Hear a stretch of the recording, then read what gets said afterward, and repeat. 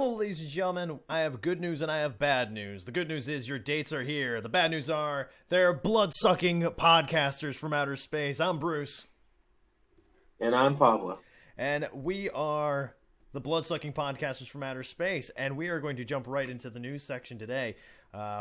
Kicking things off, we have Robert Eggers from The Witch and from The Lighthouse. He is going to be released. He has a release date for his newest movie, The Northman, in 2022.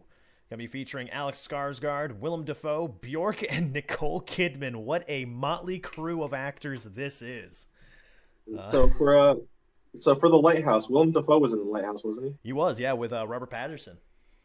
So is this movie gonna be anything related to The Lighthouse? I doubt it. I don't know much about it actually. I saw that Willem Dafoe was in it. I was like, it's gonna be released in 2022. I'm sure a whole lot's not out yet. Probably not. Yeah, trailer probably coming soonish next year, or probably sometime this year.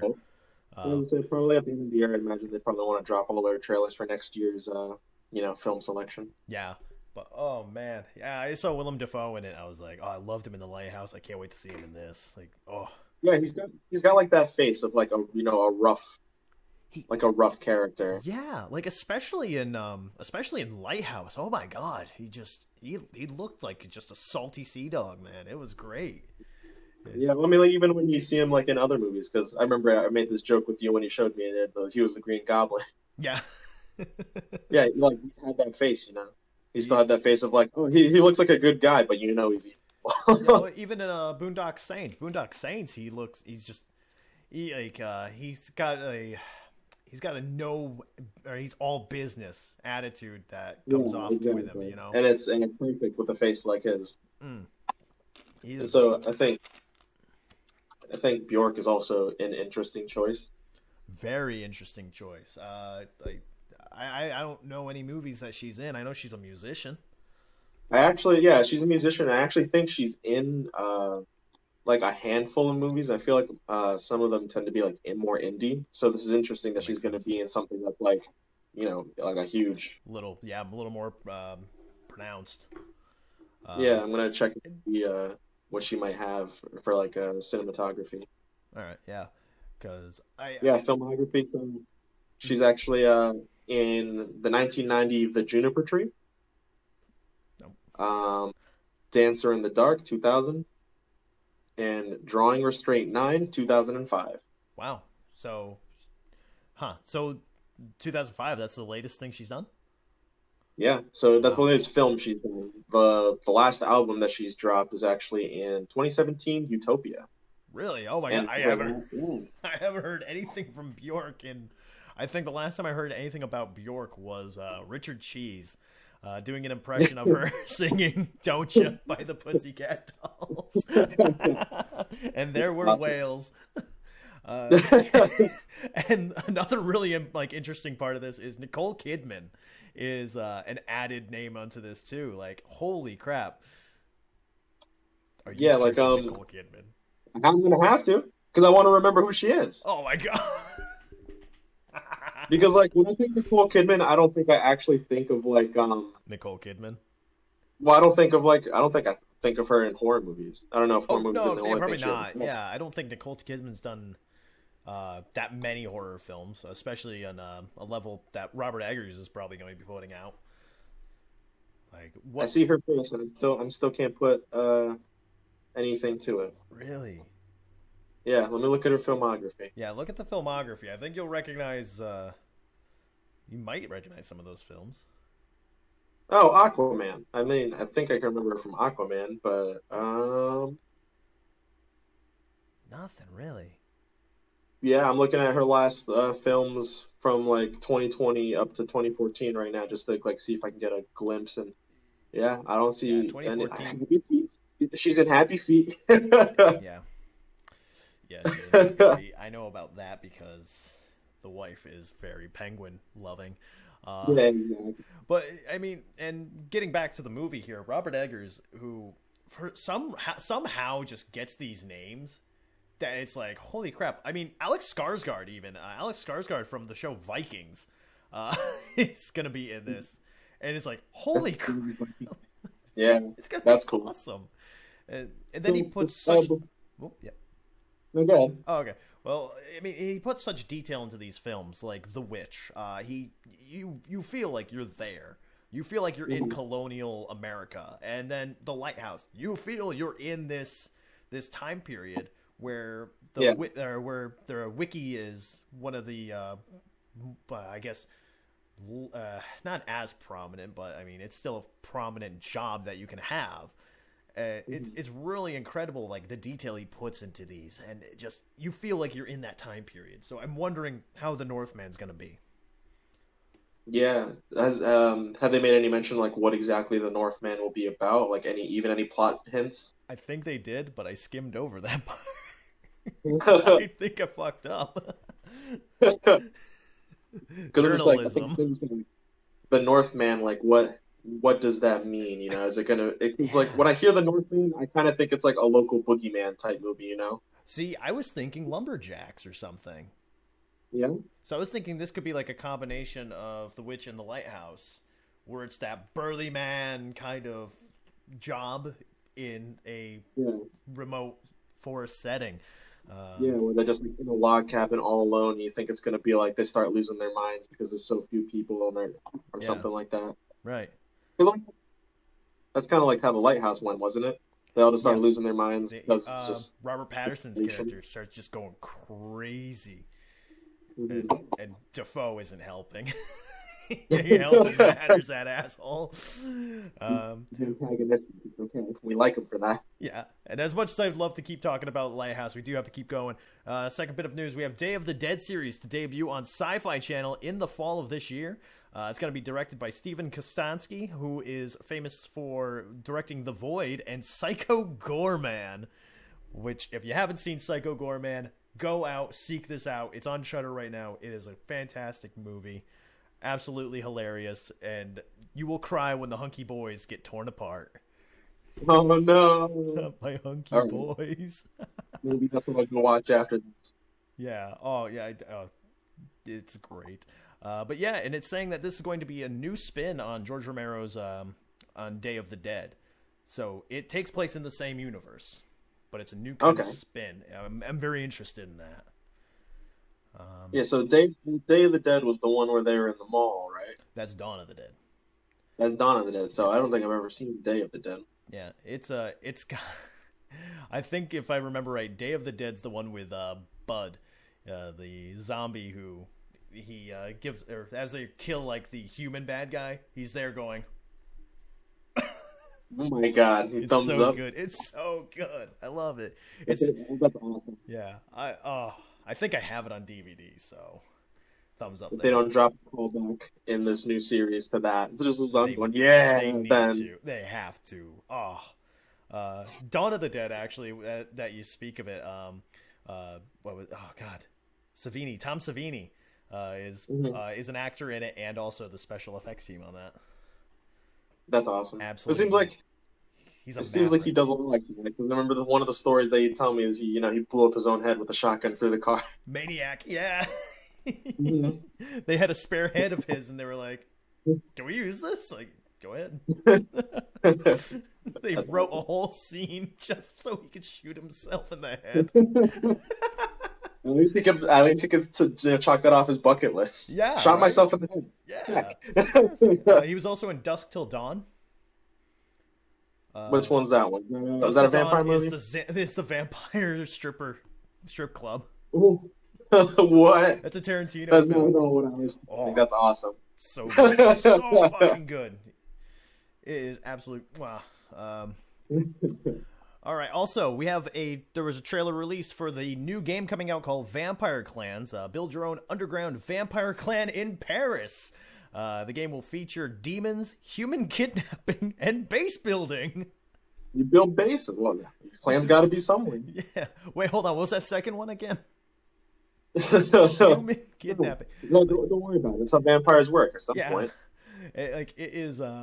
So what I saw from it, it is actual like enslaving human beings to either be Yeah. continuous food supply Mhm. or your minions. Well, yeah, that's exactly what I think. You just make them blood cows, essentially. Yeah. Like I I'm was actually going to look this up. it looks neat. It looks like it's gonna be a platformer style, so side scroller. Well, that's cool. Okay, I'm just Yeah. trying to see if it's actually anything at all related to like Vampire the Masquerade or anything. No, I think It's it's on the same realm like that. It's its own. yeah. I think it's being made because of Vampire or of Blood Masquerade or Vampires Masquerade. Hmm. Almost got It'll be mixed up. cool either way. What? I said it'll be cool either way. Yeah, it looks like it might be a neat game to play. Hmm. I mean, Hopefully, the game. just to be a vampire is pretty neat. I mean, we got to be a Yeah, zombie. and We got to be an alien. Might as well. I mean, even like in what was that one game? I think it was just called Vampire with a Y though. Yeah. Yep. Yeah, like that was cool for what it was worth. Yeah. I And didn't. like it was like an interesting plot. Maybe there was some game mechanics that they probably really could have fleshed out, but like Yeah. I it wasn't was big cool. on it. I wasn't big on that one, but I heard a lot of people really liked it. So I can't. Yeah, I mean it was a cool way, Mhm. because a lot of vampire games, at least any that I can think of, you don't tend to like really be the victim, like you're Right. the victim, but you don't spend your entire life trying to rectify it. Yeah. It's But like like in that Stubbs one, the zombie, yeah, where it's like you're a zombie, eat people. yeah, Okay. Yeah. I All right, love man. it. I love this. This is fun. Anthology film Realm of Shadows trailer reveals Tony Todd and Mel Novak from Bruce Lee's Game of Death acting together. This is a interesting combination. Yeah, I wonder how that's gonna go. Like, I wonder what they'll have as like their short stories. I mean, anthology films are always fun to kind of pay attention to, just to see what the hell you're gonna get. But this also adds that this is a busy year for one Tony Todd, because he will also be in another movie called The Bunker, where he will be co-starring with Tobin Bell from Saw. He plays Jigsaw. And also Chelsea Munson, whose name is getting up there now because of Army of the Dead. They'll be all working together in a movie called The Bunker, which will be set in a bunker during an alien invasion. Ooh, okay, that's pretty cool. I like that. So it's what's that, Cloverfield Avenue, or God damn it, Cloverfield movie. It's a sequel. I can't. I don't even want to think about it because I just didn't like it at all, like either of them. Oh, you didn't see or you did see the second one? Oh, Yeah, wow. Huh. yeah, I don't know. I thought you would like the second one more than the first one, at least, Yeah, yeah, because I you're can not say at big least on that. found footage, Yeah, even though we released a found footage film. exactly. Well, it's because it's the cheapest one that you can do. It's the Yeah, easiest one. yeah, it's something to get your name out there, that's for sure. So, Hmm. independent movie makers, found footage first. Always go found footage Exactly. first. It's cheap, it's easy, and it'll help you get practice on a lot of stuff, Yeah, like makeup. like makeup. Yeah, that was a big thing on ours. Hmm. Yeah, but yeah, I'm interested in this movie. I mean, you have two definitely well-established names in Tobin Yeah. Bell and Tony Todd. I mean, you have Candyman and Jigsaw working together. Hmm. That's gonna be interesting. I'm wondering I'm how they're trying to gonna. remember. Hmm? I'm just trying to remember who Chelsea Edmondson played in Army of the Dead. I didn't watch it, so I have no idea. Well, you haven't watched it yet? I haven't watched it yet. No. You gotta watch it. It's pretty good. Okay, I'll watch it. Yeah, I already told you I liked it. It was a little innovative because like zombie movies are like, kind of like overdone. Yeah. It's a popular genre, Yeah. but they added their own like interesting flavors to it, and it was cool that it wasn't just like directly a zombie movie. They also kind of like tried to pair it with like it's a bank heist. Right. Yeah. I mean, then also you have movies like Return of the Living Dead, which I recommended to you to Exactly. watch. Like, it's fun to take some of those genre tropes and kind of be like, hey, we're gonna do this with it now. Because Yeah, one of the we're first just things they say in Return of the Living Dead is, "Hey kid, have you ever seen that movie, Night of the Living Dead? What if I told you it was real?" And then they take Wow. all the rules from Night of the Living Dead and throw it out a window. Whoa. like, like, Okay, that's cool. like taking off the head does not kill them, Well, what? and they That's also awesome. can talk.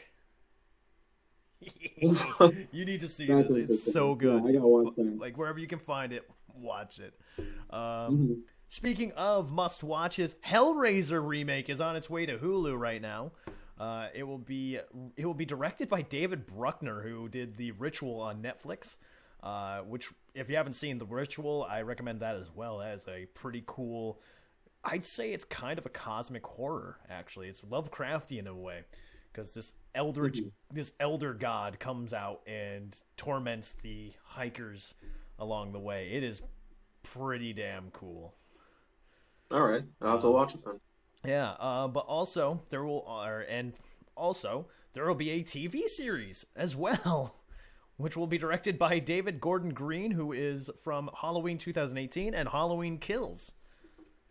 So they're gonna make a remake of the film and then a series as well. Yep, that's what it looks like here. And Hmm.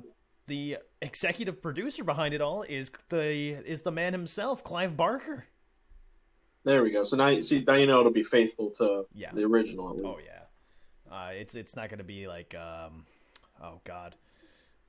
There's a I think what movie am I thinking? Is it Poseidon Rex? It's Poseidon Rex. Or no, it's Rawhead Rex. Rawhead Rex. Rawhead Rex. Rawhead Well, Rex. It's basically if Satan was risen up from the dead, but he has a monkey. He's a monkey head. oh. Check it out sometime. It's worth a watch just to say you watched it, pretty much. 'Cause it got referenced the other day too. I was talking to a coworker of mine, and he's just like, "Yeah, it's kind of like you know that movie, but you probably don't know Rawhead Rex." I was like, "Jesus Christ, I'm not expecting that reference, dude." He's like, Yeah. so he's like, "Oh, you've seen it?" I was like, "Yeah, I've seen it. Yeah, the freaking thing pissing on the priest. Yeah, I remember Rawhead Rex." Oh, right. Now this sounds rad. It's one of those films, man. You just got to see it at least once. Yeah, you got some weird shit in there, but you'll like it in the end. Exactly. Speaking of liking things, R.L. Stein's Fear Street trilogy is going to be coming to Netflix, and it will be airing on 3 different days with 3 different stories that are apparently supposed to all intertwine. Starting July 2nd with 1994, July 4th with 1978, and July 9th, 1666. Do you know anything about the Fear Street trilogy? Not at all, no. All I know is that it is very much adult oriented. Okay. So we're getting So we can expect some blood, some gore, probably. yeah. So the way I've seen R.L. Stein evolve is the definitely for kids Goosebumps, the for older kids Are You Afraid of the Dark, and what was the other, Haunting Hour, was it? I think it was something like that. I wouldn't know. Yeah. I never really followed R.L. Stein besides the Goosebumps. I followed R.L. Stein like people followed the Grateful Dead, man. I was all over those books. And then it seems like Fear Street is like, okay, all those kids have now grown to be adults. Let's get twisted. Oh yeah, and it's good that he follows his reading audience. Yeah. Because as your audience grows, you can't expect them to want to read Goosebumps anymore, and you can't really expect, kids in the newer generation to like Goosebumps as much as your older audience did. Yeah. So as you age up, it keeps your audience entwined with who you are and what you write. Mm-hmm. And then if you're lucky, they'll show their kids what you write. Yeah, exactly. And also you have like the concept of so I'm sure doing all these kid-oriented things, he's kind of had to hold back a lot of ideas he's had and everything like that. So it's cool to see that he's been able to go and say, I need to get some of this out of my head and do this. Like, that's an awesome thing. Evolution of a writer is fantastic. Yeah, I can't wait to see what they'll make of it, Yeah. And as we drive forward, we have also, speaking of reading material, Elvira will be teaming up with Vincent Price in a new comic book series coming out in August. This is pretty neat because Cassandra Peterson, who plays Elvira, has gone and expressed how much she would love to have worked with Vincent Price in the past before he passed away, and how after he passed away it's almost impossible. But this is cool to see that finally it will happen. Yeah, in some way they will be teaming up. It'll be cool. Yeah. Is it gonna like is it gonna be like what kind of comedy? I imagine it's gonna be like horror comedy, I imagine. Yeah, it would be horror comedy, kind of like Elvira, Mistress of the Dark, where like yes, there's horror elements, but also it's like no, it's kind of silly horror elements. Yeah, it's like the lighthearted. Yeah, it's Yeah, lighthearted takes on it. right. That's cool. I'm excited for that. That sounds awesome. Yeah, I'll be reading it. That's for sure when it comes out. I mean, it's probably better than the comic book series I grabbed, which was Miskatonic. Uh, I regretted buying Oh, that. I was like, oh, and that sucks. I think the reason I regret it is because I jumped into the middle of the story. There's like Hmm. I missed 2 issues, and now I'm like, Oh, okay. Yeah, so there's a lot of stuff that you probably yeah, missed. there's stuff not adding up, and I'm like, the fuck. I'm missing a lot here. Hold on. Yeah. Etheria Film Festival will be streaming on Shudder once again. I think, if I remember right, they did that last year as well. The Mhm. film festival that showcases female directors and short horror movies. Christ, I can read. But it will be starting June 25th, and it will be going all the way till July 25th. Nice, month long. Is it going to be like it drops all the movies at once, or is it like I think it'll periodically be new movies showcased all like these ones this day, these ones that day, these ones that day, scheduled That'll out. be cool. Yeah, I Yeah, mean, it's a great way for up and coming directors, especially female directors, to get their stuff out there. Whereas every other festival is kind of oriented towards, well, anyone. This one celebrates more of a kind of niche director field. yeah. It's tough when it's tough because like that's just kind of how it's been, you know. Mm. You got it's hard to get established in something like in film Yeah, because there's already so many big names out there, and a lot of people don't know how to put out movies places where people will see it, where it'll get bigger. So exactly, it's nice that there are festivals out there that give even any level of like film producer or director a chance to have people see it. exactly. Yeah, and it's like we hear so much about like Robert Eggers, a very modern example.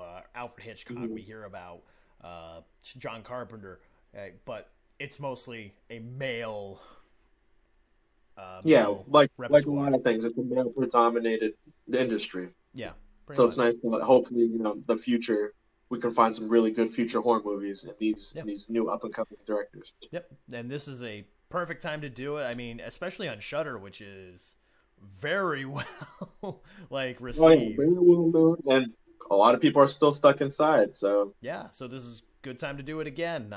Last year I think they did it. So it's once again another great time to do it. Uh, mhm. and also, speaking of staying inside, Daymare 1998 will have a prequel next year on PC, Xbox Series, Xbox One, PS4, and PS5. Daymare 1994 Sandcastle. Now, you know more about this than I do. I totally did not see that it was going to be called Xavier 1994 Sandcastle. Yeah. So that sounds like an interesting name because it just makes me think of the sand. It makes me think of the sand. Yeah. No, yeah, Xavier 1998 was a cool film, like a cool film, a cool game. I think it was like to me it felt like a love letter from the creators of like, Resident Evil 2 Oh, okay. because it kind of had like the similar vibe because I haven't bought it yet, but I've seen a lot of like the live gameplay that they put on Steam because Oh, okay. they have a lot of live streamers playing it, and it just seems like that era of gaming. It seems like they took the Resident Evil 2, the original kind of vibes, Hmm. but they have the updated, gaming system like Resident Evil 2 Remake, where it's like behind the back shooter. Oh, cool. All right, so it's So yeah, Resident Evil 4 mixed with Resident Evil yeah, 2. exactly. It's That's like a cool. Resident Evil 2 storyline and plot, and like and kind of like there's different stories. There's like different characters, and you're Mhm. following these different characters through their story, Okay, so surviving day 1988. it's Resident Evil 2 mixed with Resident Evil 4 mixed with Resident Evil 6. Exactly. I didn't want to say Resident Evil 6, but yeah. Resident... I'll be the mad dog here. so Uh, it'll be interesting to see what they do for this prequel. yeah. And speaking of Resident Evil, I'll skip a couple of these before we get to those. We'll do those two last. But speaking of Resident Evil, Dead by Daylight, as of June 15th, will feature Jill Valentine, Leon Kennedy, and also Nemesis as they struggle to survive through Raccoon City. Dead by Daylight will be a Raccoon City Police Department. And yeah, it's a nice little crossover that they're doing here with this. And I've read some Well, they have a of lot the of things. nice little crossovers with Dead by Daylight. Like, Oh yeah, like Nightmare on Elm yeah, Street. not like Resident Evil, not Resident Evil strictly, but like they have like Silent Hill. Yeah, Dead by Daylight pulls in a lot of horror from all areas of horror. yeah. Like like you said, Silent Hill, Nightmare on Elm Street, Friday the 13th. They haven't yet. Halloween they did though. Yeah. Yep. And it's only a matter of time before they get a hold of that Jason Voorhees or Pamela Voorhees. That's what they'll get. They'll get Pamela Voorhees. If they don't have Kane Hodder do the motion cap for her. Oh, yeah, like they did in Friday the 13th, the game. Yeah, exactly. It's not worth it then. It'd be so cool though. He's swinging the sleeping bag against trees and shit. Yeah. Oh my god, that shit was cool. Fantastic. No, but yeah, I think it would be cool because I don't even think that the Silent Hill got a map in Dead by Daylight. I think it was just the character. I can't. Yeah, I don't know. It might have been just Pyramid Head. Yeah, because they had I think they had the girl from Silent Hill 3, Cheryl. Yeah. And I know they added Pyramid Head as a killer. I don't think they added anybody else though as characters. Oh. But you really think they would have added Harry? Yeah. Yeah. I mean, they added Haddonfield for Michael Myers, so. Yeah. Yeah. But I don't think they added anything for Freddy Krueger. Yeah, not as characters. I don't think so. No, Yeah. like as playable survivors. Yeah, I don't think they even added unless I'm wrong, I don't think they added a map. Yeah, well, I mean, it's kind of hard to pick a map for like a movie, The boiler room or something. That's it. Also, that would have been cool, actually. Yeah, Creepy. surprised they didn't do that. Yeah, especially with like the ability with the dreams, the dream sequence where you got to try and wake up through the. That would have been so cool to have the boiler room and then be freaking out about that. Yeah. Oh God. Yeah. And the Resident Evil news does not stop either because Resident Evil will also have a movie released in November this year. The filming is ended. They're just doing reshoots at this moment. And it will be called Resident Evil Welcome to Raccoon City. It is supposed to be staying more on par with the movie, or I mean the video games, instead of the Mia Jovovich films. What do you want to see in Welcome to Raccoon City? It's like, to me, I think it's interesting because like when I see it says like you wrote a note, expect violence and 90s nostalgia. So when I think it's like I've never seen a horror movie that had like that level, or a horror movie, a Resident Evil movie that had that 90s nostalgia. Right. So all I can think of is referencing the games. I'm just thinking, it's going to be all tight spaces. They're like it's going to be dark, grungy, a lot of good kills. I imagine. I really hope. And like, if I don't, does it say anything about like what time this would take place? Welcome to Raccoon City. Just during the time of the fall of Raccoon City.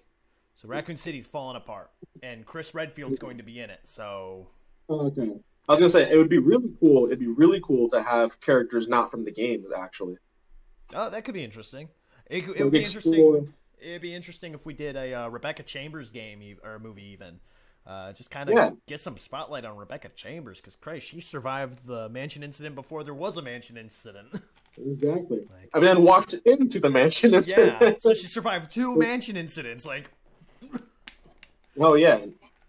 Medic. No, yeah, I would have liked to see like just having survivors that aren't related to the games at all, because like at this point, if it's the fall of Raccoon City, so it's not happening. It's probably post mansion incident. Chris is already a certified badass. Yeah, that's true. Yeah. So like it'll be cool to see like the action, and it's like he's not like the super certified badass yet, but he knows how to deal with it. Right. It would be cool to see the natural human fear of like, okay, these things are running around and it's out of control. There's panic.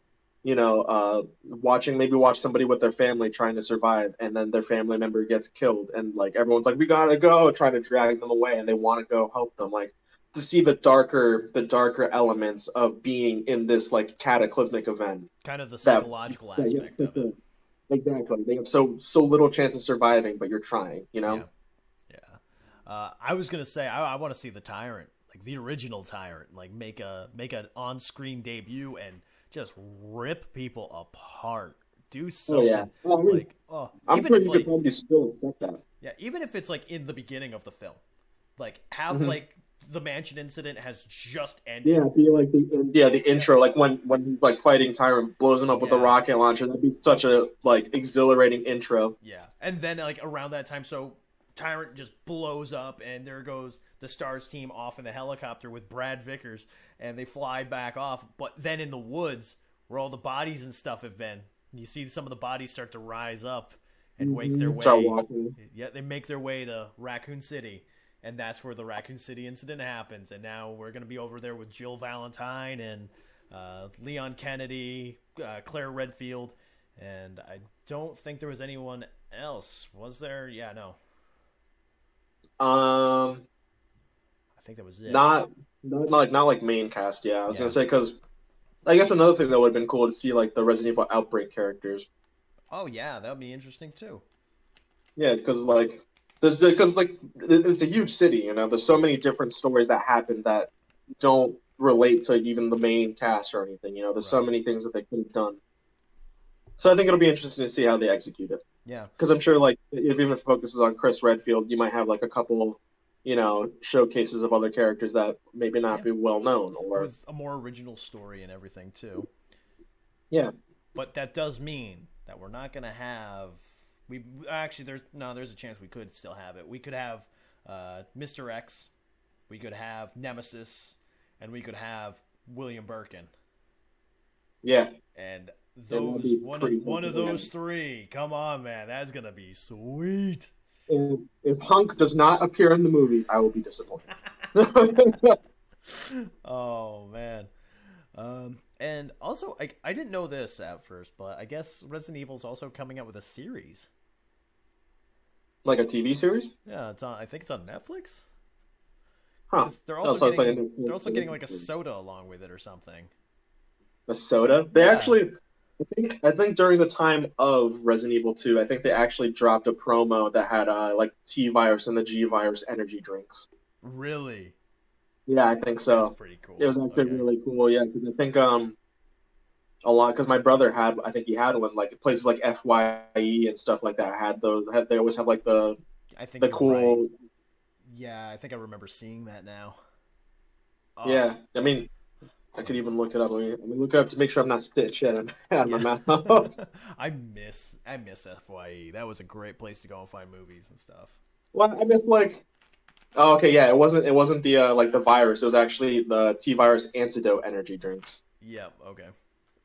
So that one was for 2012. I think there's still one earlier, but like I miss people making stuff for their franchises, like just silly things, you Yeah. know, like because like that was the thing that I liked FYE about. Like it was always like, oh, here's like a cereal from like some some random like thing, or Here's like Freddy-O's. how Like yeah, or you Freddy. had who was it one of the Oh, wrestlers New Day. what Their the so cereal. what, yeah Booty-O's. yeah Yeah. yeah booty exactly like you just have like something silly out there that like people will see like oh that's funny and then like it expands your audience, you Yeah. know, because it And pulls people also, in that might not know. and also, it was really good. That was damn good Yeah. cereal. Oh yeah. Oh god. We used to go to FYE and buy cereal because it was so good. It was damn good. Not It's good, like not shit. good for you. It's probably full of sugar. That's why you Yeah, liked it so much. probably. People would like look at it and be like, "What? It's like, don't knock it, man. Don't knock it. Yeah, It's don't knock good. it. Buy a Yeah. box. Try this. Try I know I this." keep buying all the boxes, but you buy a box when I'm not here. Yeah. Oh god. And also, so a TV. Speaking of TV series, wow, this just goes and segues itself, doesn't it? Exactly. Slasher will be premiering a new season on Shudder in August. I am very excited about that. The other series or the other seasons of Slasher have been oh so good. Oh, if So what is slasher? Is it just like does it follow a story one story or it follows different stories. So Okay. season one, if I remember right, it was the oh god, was that the one where they were at the winter resort, or was that the one where I think no, it was a suburb. It was a suburb, and this woman starts like discovering things about her family's history and stuff like that because this killer just showed up, and he's just like, "You need to remember all this because I'm the reason you are alive." It's really cool. It's got that's some cool. dark stuff in it. And then the second season was the winter vacation house. The third one, I don't think I saw. Unless they didn't make it, they may not have made the third one. But this newest one is even cooler because it will be featuring David Cronenberg in it Oh, as part of the as a cast. character. Yeah, Oh, that's cool. the director of The Fly and also movies like Rabid and oh god, Slither. I think Slither was another one that he did. But Really? yeah, Those- Huh. the the king of body horror is going to be a character Yeah, in it. I was gonna say they all follow a theme. He really likes like that, and you Love. just I didn't know what to say, but body definitely speaks it. Yeah, but yeah, and I'm interested to see just what they bring forward in a new season of Slasher. That's so damn Yeah, it cool. sounds like it would be cool. It is cool. It's on Shudder. So I guess I'm gonna watch that too. Yep. I Yeah. gotta find time to watch these things, but that does really sound cool. Oh, it is. It's just so damn good. Like the kills are really good. It's all practical. So Hmm. and the Winter Escape one, they're all trapped in this like little lodge where they've got their own community of vegetarian and vegans. So they're all Hmm. like eating healthy. One guy there doesn't eat healthy, and he's like, "Oh crap, I'm stuck here with these guys." And so they just eventually start turning on each other, and it's like, oh shit, because they're like, one of you's the killer. Someone is here chainsawing people. What the fuck? Yeah, It's so good. It's so damn good. that's Um, cool. yeah. Also coming out in December 7th of this year is Dying Light. And Two. Dying Light 2, yes, that's right. Become or remain human or something like that. It will feature now I saw the trailer now, and Mhm. every decision you make in this game will change the environment. So buildings could possibly disappear forever in the game. Characters will die. There's characters that will betray you. You get to choose factions. It is very much open to the player to decide what happens. That sounds cool. I hope that they execute it well because world changing choices is always like a tough gimmick, you know. Yeah, like Like with Fallout 4. yeah, Fallout 4 or Infamous or just games where it's like you could be the good guy or be the bad guy, or if there's like a wide array of Mhm. varying good and bad. Right? Yeah. But it's Spider-Man hard to 3. make those. Yeah, it's like Did I bring up it's bad hard memories? to make those with bad memories. No, I want to know about it. I don't want to think about it. But it's hard to have like these world changing decisions have weight, you know, Right. because it would take so much programming to have like all these things like to Yeah. be one choice is that like having a singular choice be the only way that one thing can happen, Right. you know? Yeah. Judging by just like the gameplay trailer that was narrated by one of the creators, like That's cool. I just saw like one of the characters sitting there like trying to kind of plead with you, and then all of a sudden you just start hitting this button, and the building behind him just boom, it's gone now. It's like, oh, that is big. That's a big deal. Yeah. I've been following like the trailers and all their like what they've been putting out there since like they started with the idea because I Yeah. always loved Dying Light. It was to me it was like a better Dead Island Yeah. Yeah, I agree with that. because Yeah. Dead Island just got like so encumbersome when it came to like okay I got to pick up all these weapons like this one does a lot of damage but all of a sudden these zombies are like A hit lot tougher now. they're just bullet sponges. Yeah. Yeah. But like dying light is always if you shoot them in the head, they're pretty much dead. You don't have to worry about it. Like if you have a gun, you'll probably win 9 times out of 10, Yeah. assuming it's just a regular zombie. Right. And then I love parkour. Like I always loved Mirror's Edge. So when I saw Dead Island mixed with Mirror's Edge, I was like, you got me. I'm in. Yeah, I'm in. The parkour in this, the parkour system looks really good. There's wall Yeah, running it looks a now and lot more in everything. depth. Yeah. It looks sweet. It just looks really good. Yeah. We'll have to get a crew together and play Dying Light 2 or Yeah, something. exactly. We'll have a game video series. We'll play Dying Light 2, full players, see who dies the most. Oh God, I know. Maybe we shouldn't do this then. It's me. You'd be surprised. Sean is awful when it comes to the parkour aspect. He just jumps off buildings. Okay. Okay, we can do this now. I don't feel bad. I won't be the worst. And speaking of the city and also the undead, Evil Dead Rise will be moving from the cabin in the woods to the big city. So Deadites invading a city. There's interesting ways this could go. And all of them look like demons. Good. I feel like that is interesting. So like I know there's like the TV series, like Ash versus the Evil Dead and stuff like that. Is it going to be anything related to that, or is it going to be its own standalone news story? From what I understand, it's going to be related to the first 2 films, the original 2 films, Evil Dead 1 and 2, Dead by Dawn. Those are where they're going from. Not the remake, not the TV series, not Army of Darkness. It is these. This is where it is. Okay, so it seems interesting. And it's not. Gonna have, it's not. It looks like it doesn't have Bruce Campbell as the lead. So all right. It will be following 2 new characters, but it's in the same universe. See, so that'll be cool. Yeah, because I was just thinking to myself, he's gonna come back, and this time he's gonna go to the big city. He's just gonna destroy all of them. The chainsaws, guns. Cool, though. Oh, that would be cool. So yeah, it sounds like it's gonna be a good return to some horror. Yeah. It's like straight horror. Yeah.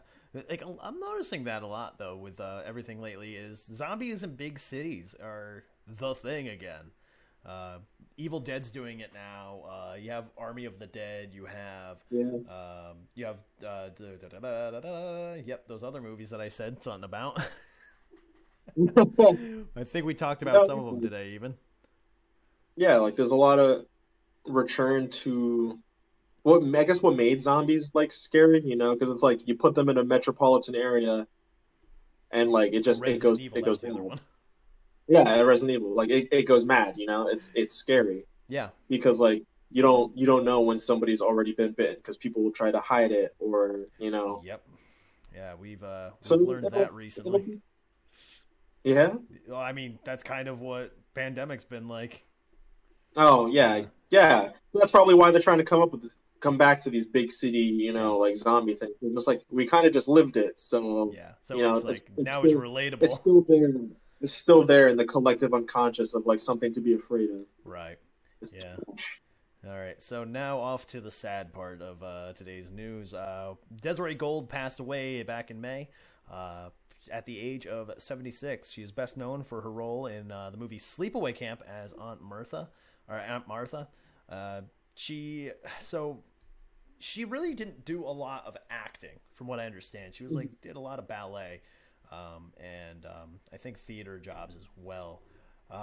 She did a couple films in the 2000s, such as Caesar and Otto Meet Dracula's Lawyer and the movie called Tales of Poe. So she wasn't really an actress or anything, but the role that she will forever be known as is Aunt Martha, which is I love that role actually. Was Aunt Martha like the like psychotic mother figure in the beginning? Yeah, that's her.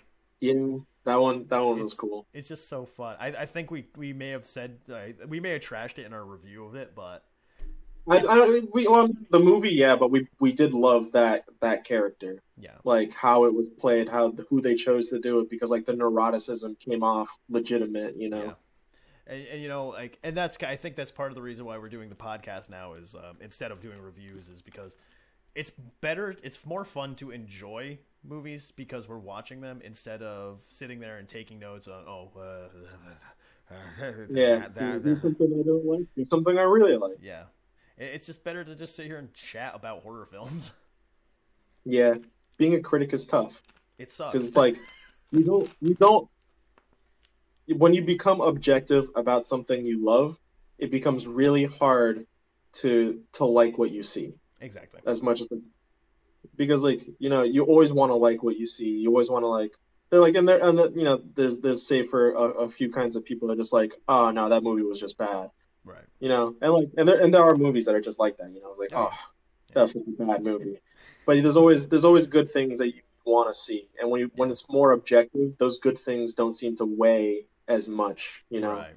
Just even like I said with Aunt Martha, it was legitimate. Like her character, her acting was like spot on. It was like I'm Mm-hmm. thinking, all right, this is some crazy aunt. That like it's Yeah. awesome that they're getting away from It's that because she's woo.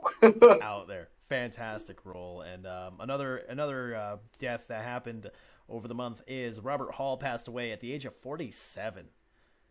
That's unfortunate. That's horrible. That is so young. That is too young right there. Mhm. He is very well known for his special effects makeup in MTV's Teen Wolf. He was part of the movie Bedeviled, which we covered.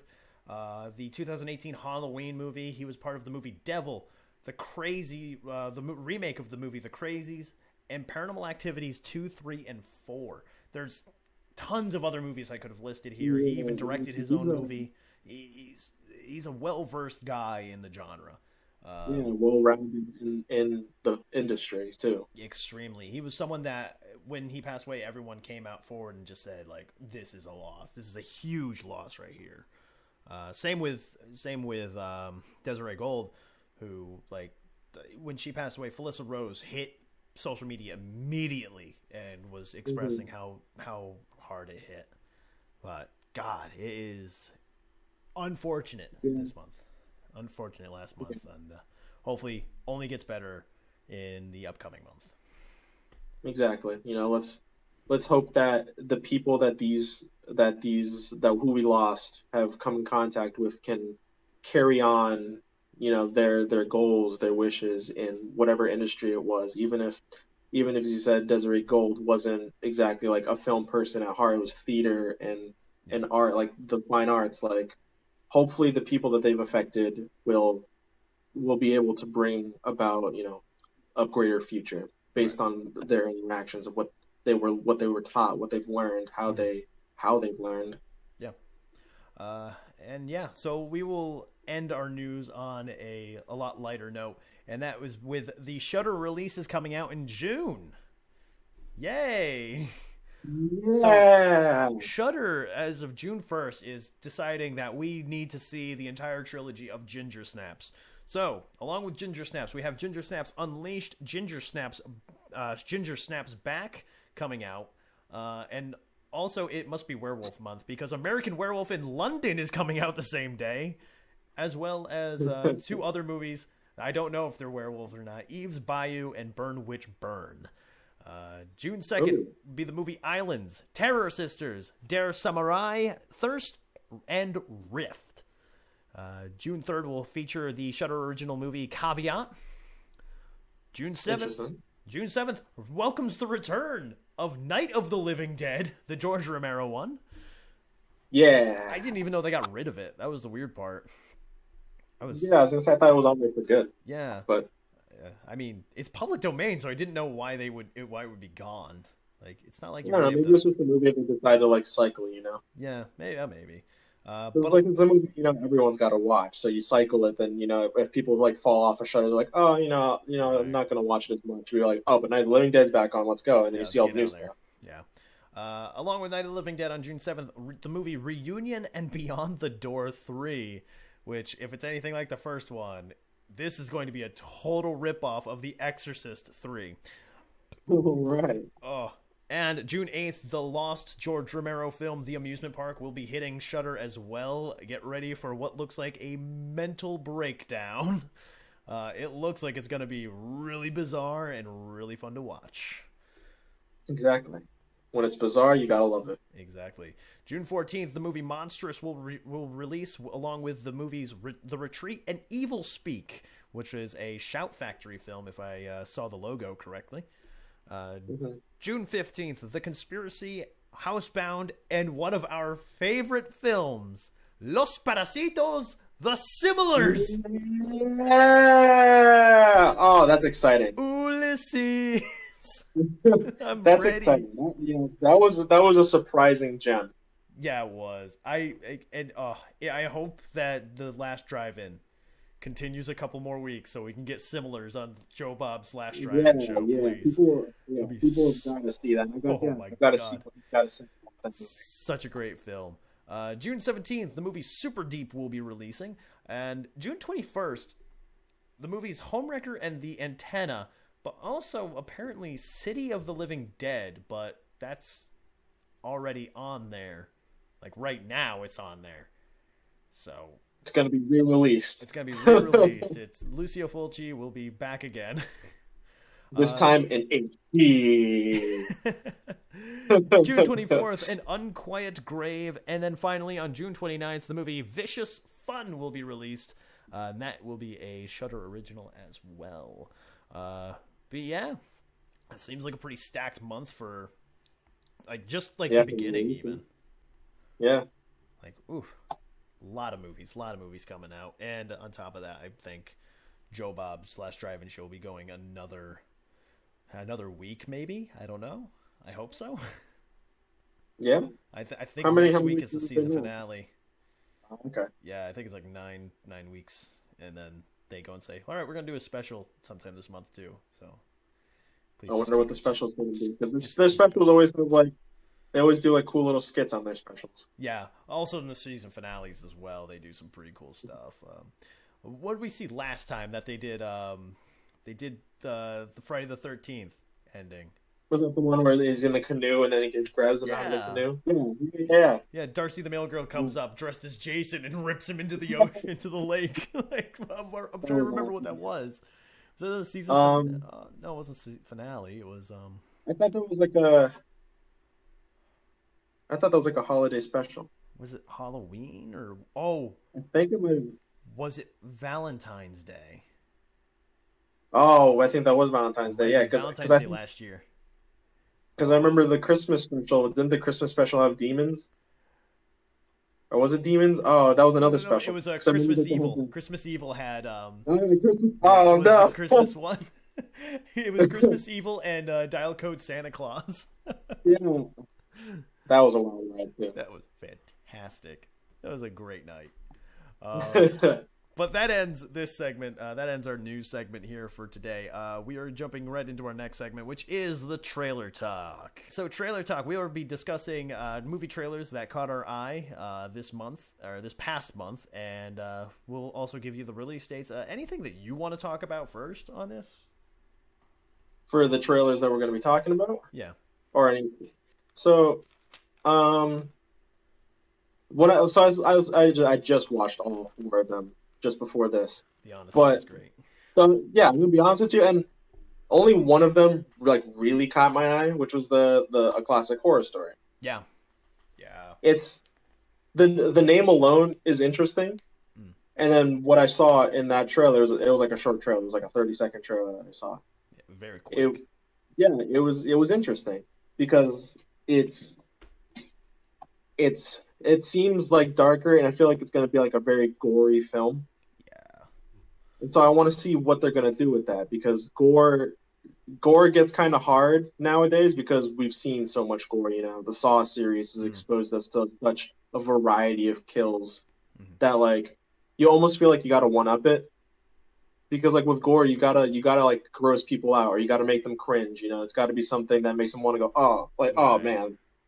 Uh, So like So with that aspect of thinking of it, I mean, like movie like The Quiet Place, or A Quiet Place. Like I think the thing that really sticks out in that movie are two things: the scene where she's giving birth in the bathtub and the monster's coming up the stairs, and it's like, oh no. But the thing that I think makes people cringe the most in that is the nail sticking out of the stair. Yeah. yeah. And sometimes, yeah, sometimes it really can be just like simple things, like But what was that movie we watched? Ring Ring. Was it Ring yes, Ring? Where the nail was on the floor and he went all the way back, got him in the back of the head. yeah, It's like you don't have to be like Saw creative where it's a reverse bear right, trap. It's gonna yeah. squish your head. It could be something as simple as um uh what was that one where the guy had to razor blade his eye? Oh, would you rather? Yeah, Yeah, would you rather? Yeah, like go or for places people hate, you yeah, know? Audition. Oh, Yeah, so gruesome. yeah, What is it? And then like so when you look at it like and then looking back at a classic horror story, they have something similar with Would You Rather and Audition where they yeah, have the nails like right there on his against his eyes. yeah, It's like exactly. Cranking it down, coming down. Yeah, and that it's is and it's that horrifying. suspense too, you know? Yeah. It's that suspense that gets it. It's like it's there and it's coming, Hmm. but you can't, is it gonna happen or is it not? Is it gonna get him in the eyes or is it gonna stop? You And know? like in that and like you said, it's a very short trailer, but oh my god, does it catch your attention? Yeah, it speaks volumes, you know? Yeah. Like and It's it's just it's gonna be something messed up because like the trap system that was there, mm, it was like combined. It was like the stretchers that we used to have and like oh yeah. torture rooms where you're tied up and he's like tied up in one of those and it's got this crank to drop the nails coming down. So it's like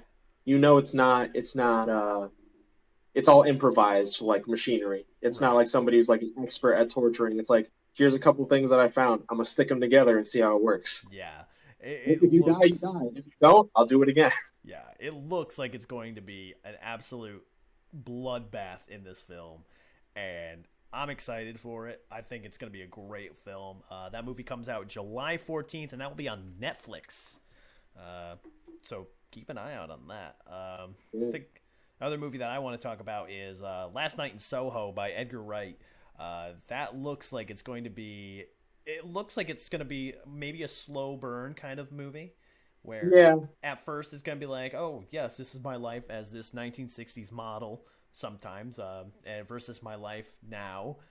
And as she becomes more obsessed with becoming this 1960s fashion model, she's going to destroy things somehow. Where it looks like demons and stuff. Like, what is going yeah. on? There's some like strange things. It's like when I was looking at it, I was getting the feeling that it was like she's she becomes obsessed with living the second life because Mm, it's like it's glamorous. It's right. it's everything that her life isn't. So it's obviously it's a quick draw. It pulls you in, and then it seems like it evolves. Like she's going to be experiencing the death of whoever this person is. Because I get the feeling this is like, it's like a haunted room. So every time she sleeps in there, she goes back and lives the life of this person. Maybe. And in one of the scenes, she gets a hickey in the dream, Right. and it shows her Is it back in real the life regular too? world. That's right. Yeah. So it's interesting to see that at some point she starts to realize like what's happening happens to Mm, me too. yeah. So then as the trailer went on and devolved into like it looks like there's going to be a murder, there's going to be blood, like there's people after this person. Yeah. You start realizing it's a fight for her life, and impossible. It might be like in all in vain, because if Yeah. this woman already died, if she's living this life, she can't She's stop probably it, going to die too. Yeah. Exactly. I can't wait to see what happens in this. Edgar Wright, who Yeah. is, I mean, synonymous with movies like Shaun of the Dead and Baby Driver, just oh my god. So I think it's great that he's going to do something that is horror. This is not comedy Yeah. now. This is horror. This is straight up. Yeah, it's like, and that's a big breath to cover, because it was like Mm-hmm. comedy horror to like action, Mm-hmm. and then to like straight horror, like Yeah. horror suspense. Yeah. I Like, think that's a great go for him. I can't wait to see what we get. yeah, Uh, I have high hopes. yeah. Um, which one of these last two you want to jump into next? Oh, Last Night in Soho will be released in October 22nd of this year, by the way. So I lied actually. Two of them caught my eye. One of them caught my eye in a bad way, which is the one I'm going to talk about, which is the Evil Next Door. Oh, yes, that's right. because Yeah, yeah, you have because of you the do not closet. like Oh, crawl spaces. I don't like closets and I don't like crawl spaces because in most of the houses that I've lived in, the crawl space entrance was in the closet. because there's two kinds of crawl spaces. There's the basement crawl spaces, and then there's the attic crawl spaces. So the room is like, because we when we were looking at houses before we bought this house that we were in, Mm. we went into one of the houses, like an older house, and I walked in, and the room that the kid has in the movie, in the trailer, Yeah. it's like this slanted. He's on the second floor, right on the edge of the roof, because it's a slanted room Right. and stuff. His room looked exactly like a room in a house we were looking at. Nope. That's why I was like, no, I don't like that, because it showed the entrance to the closet, and in that room that I saw in the house, it was the same thing. It had the slidey door closet, and when you walked in, turn to the right, crawl space entrance right there. That's that tiny little hatch that you like push in, and then you can crawl into the crawl space. And I was like, yeah, no. Evil But Next Door, that's the one where the ladder comes down by itself, ain't it? And yeah, okay. yeah. And, All right. and there's scenes where they have to go into the attic, and Yeah. it hits even closer to home, because their attic and that they show in the movie looks exactly like my attic. It's you climb up the ladder, and then it's just boards. It's not like a Yeah. regular floor. There's only boards that you walk across. Right. Oh man, that movie, like, now, like, at first I totally forgot what that trailer looked like, and now it's coming back to me where the kid's sitting there like, oh yeah, it's my new friend. Like, there's no one there. He's like talking to the wall, listening to the wall, and it's like, ooh, it's creepy. Yeah, it's gonna be interesting, because what movie does it remind me of? Z. Yes. Actually, It no, reminds me of that is the concept of the movie Z wants to play. Oh, really? Yeah. The kid's imaginary friend's actually a demon. So it's Oh, yeah. It's like, another one where because it follows like that kind of trope where, like, you should, like, don't worry about your kid's imaginary friend. They're just, they're getting creative, their imagination's going out of whack. And then don't hinder it's not, their creativity. And it's like exactly. their And then it's not. creativity is demonic. And it's cool. It's cool that it's not just like the mom and their child. It's got the husband too, but only the mom and the child are experiencing it. I think it's a Because there's stepmom even. Oh, stepmom. Stepmom, yeah. Yeah, so then that Added creates like layer. even larger points of contention, Mm-hmm. because the movie's like, it's got this fine balance between supernatural horror, and then like this family's getting torn apart because the father doesn't believe them. Right. Yeah. It's going to be interesting. I can't wait to see this. It reminds me a lot of, I think the movie's called The Lodge, where a family is out in the middle of, they're in a lodge out in the like winter wilderness, and the father's like girlfriend's there living with them, and she's had we'll say a spotted past with being in the occult. So very interesting stuff. I can't wait to see The Evil Next Door as well. That comes out June 25th. And then the final movie we're going to talk about it looks like a more modern rendition of the movie, oh God, The Rosemary's Baby, which I think all demonic pregnancy movies just always get that rap. Well, yeah, because there's like, I don't know, there's only so many ways that you can do it, Yeah, pretty much. When with the concept of having the child and then just everything weird happening, it's like, how far can you go with this? Yeah, and I mean, they definitely have some interesting scenes. Like in the trailer, she taps on the back of a little girl, and she turns around, and the face like turns into something you'd see in like Silent Hill. It's like it becomes flat, and like this weird blood shape gets on it. It's like moving, and it's interesting too, because like the beginning of the trailer kind of comes off as like it plays that jaunty tune. Like I was saying, it's like, oh, this is gonna be the romance comedy of the season, And then it just turns. Then it evolves into this.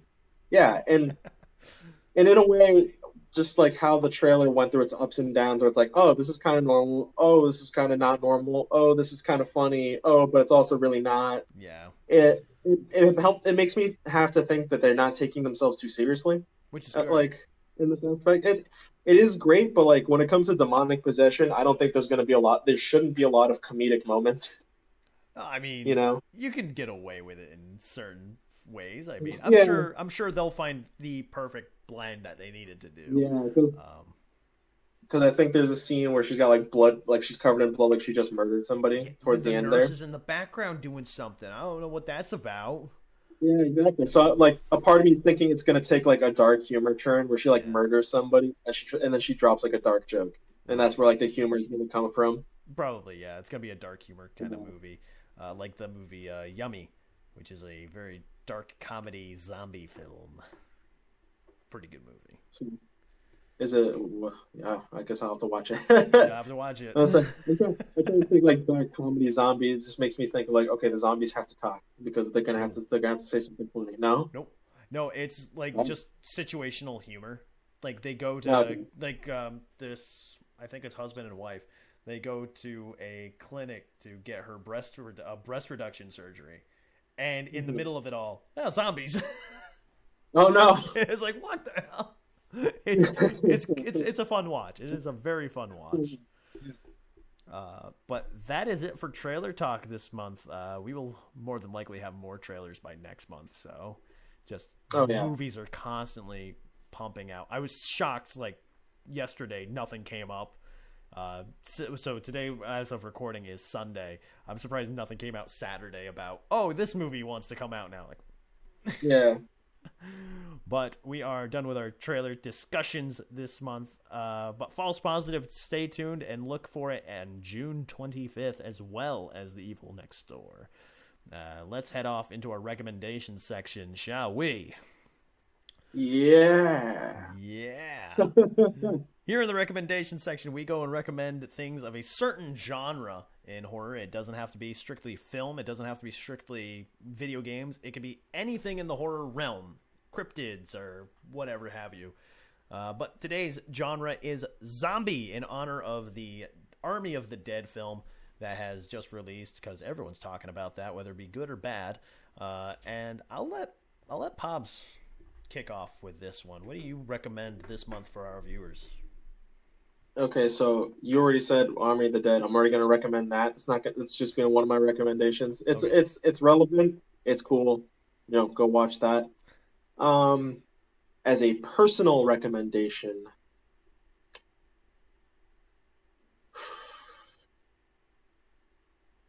I'm trying to think. So it's not a good movie, but I like um, this. yeah, it's not a good movie. It's the movie that they made for House of the Dead. Oh, okay. Yeah, I would recommend people go watch that. It's interesting. I'm not gonna say you'll like it, But it's something to but watch. it's something to watch. I Yeah. think it's something that you'll have fun watching, even though it takes some weird turns, like taking snippets from the game itself and putting it into the movie. I remember watching that. I think they were airing it on Sci-Fi Channel when I watched it, Mhm. and it was like late at night, and it was like, oh, I'm an adult now. I can stay up late. I was like 15, so it's like, yeah, I'll stay up late, watch scary movies, and it was like, what am I watching? Yeah, Man, it's a ride. It's a trip. it is definitely I a don't ride. even Yeah, remember. I don't even remember if the movie's actually called House of the Dead. I think it is called House of the Dead. Yeah, I think I'm so. gonna have to. Yeah, I have to recommend that one. Yeah, it is House of the Dead, 2003. Very nice. Two out of 10. You know it's good. Is that what it's rated? 3 out of 10? It's rated 2 out of 10. Rotten Tomatoes What? rated it 3%. Wow. 30% if it's out of 10. What was that? 30% if it's out of 10. Yeah, exactly. No, Rotten Tomatoes is 3%. Three It whole really said percents. 3. Oh, That's like wow. three whole percents. Oh, that's rough. Yeah. Yeah, my recommendation is something really enjoyable. Actually, it's something that I really love. I listen, and it's music oriented. It's something that I listen to on a nearly daily basis. A band by the name of Bloodsucking Zombies from Outer Space. Where do we get the name from this podcast? But yeah, Bloodsucking Zombies from Outer Space. It is an absolute powerhouse of a band. If you enjoy country mixed with rock and roll, mixed with punk rock music, mixed with horns, you'll love this. One of their songs that I love the most is called "The Moonlight Sonata," which is Mhm. absolutely epic sounding. Just the chorus will bring you in. The intro will really get you kind of like, ooh, it pump you up. Yeah, it gets you pumped, ready to go. Yeah, just check out the band Bloodsucking Zombies from Outer Space from, I believe, Germany. The whole Wikipedia page was in German, German or Dutch, and I couldn't understand any of it. So That's why we got translated now. Yeah, I couldn't tell you where they were from.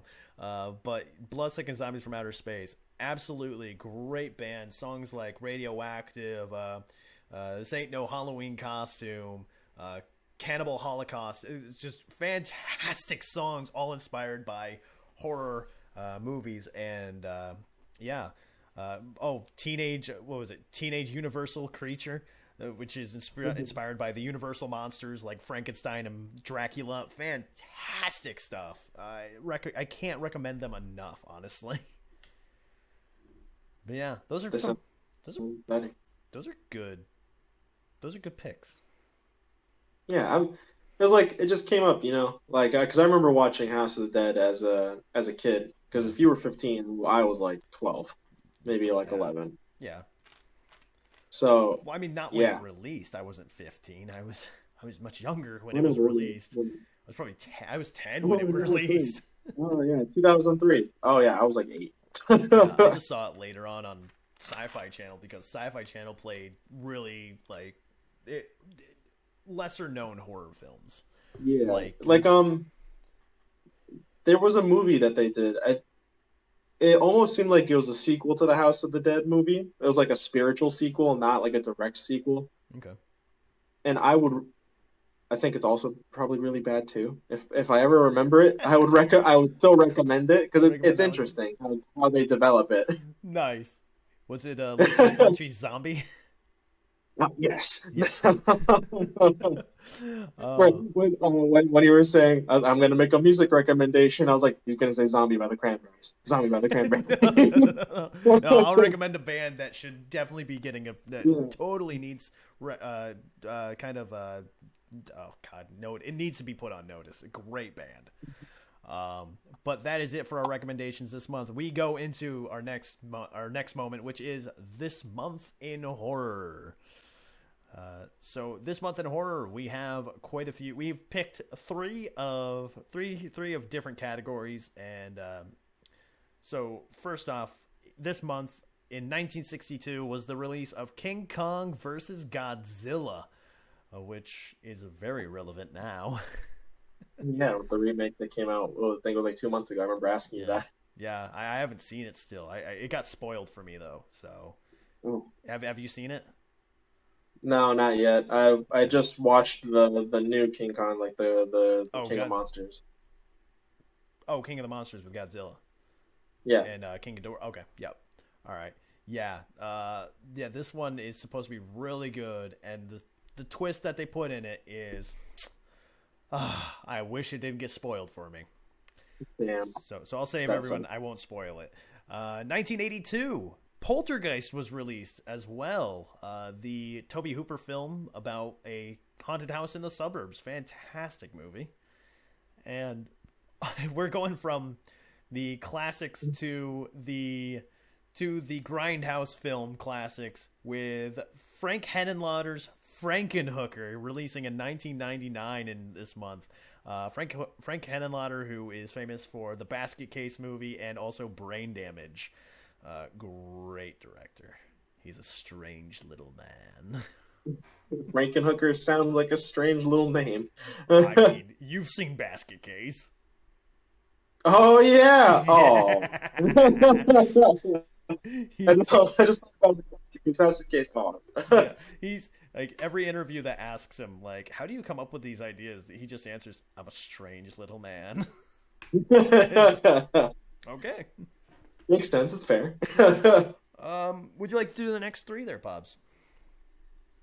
All right. So we have in 1987 they dropped Castlevania. Yeah. So I think that's the original Castlevania. Started a whole genre that we now call Metroidvania. Yeah. Between Castlevania and the Metroid series, it's a genre that is long living and is still not dead. You will still find recent additions. I can't name anything within like like maybe the last 3 years, but Hollow Knight, Terraria, side-scrolling isn't it? Metroid.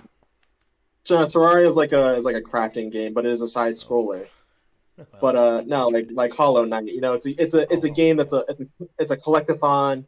It's try not to die. Dead Cells. Dead Cells is another one. I think it oh, just came out of alpha or not alpha, like beta to like full release. I think was in the last 2 years, and it's still a really good long living like genre in mm, video games. right. And I don't expect it to die anytime soon because it always calls for great music, it always Mm, calls for great gameplay and creative stories. right. Because the hardest part about Metroidvania style games is most of the story is tucked in the back. It's something you've got to look for. Yeah. Oh, Um, Eversion. Eversion, if you've ever played that, definitely, I mm, think that fits that Metroidvania kind of feel, like side scroller, survive at whatever means necessary, collect them. mhm. That's a freaky game. Um, but yeah, so 1987 Mhm. Castlevania. Yep, 1999, Castlevania 64. There was a Now, I theme. never played Castlevania 64, No. but I don't even remember if there were good things to hear about it. It Oh, was it was an ex it was an exploration into the new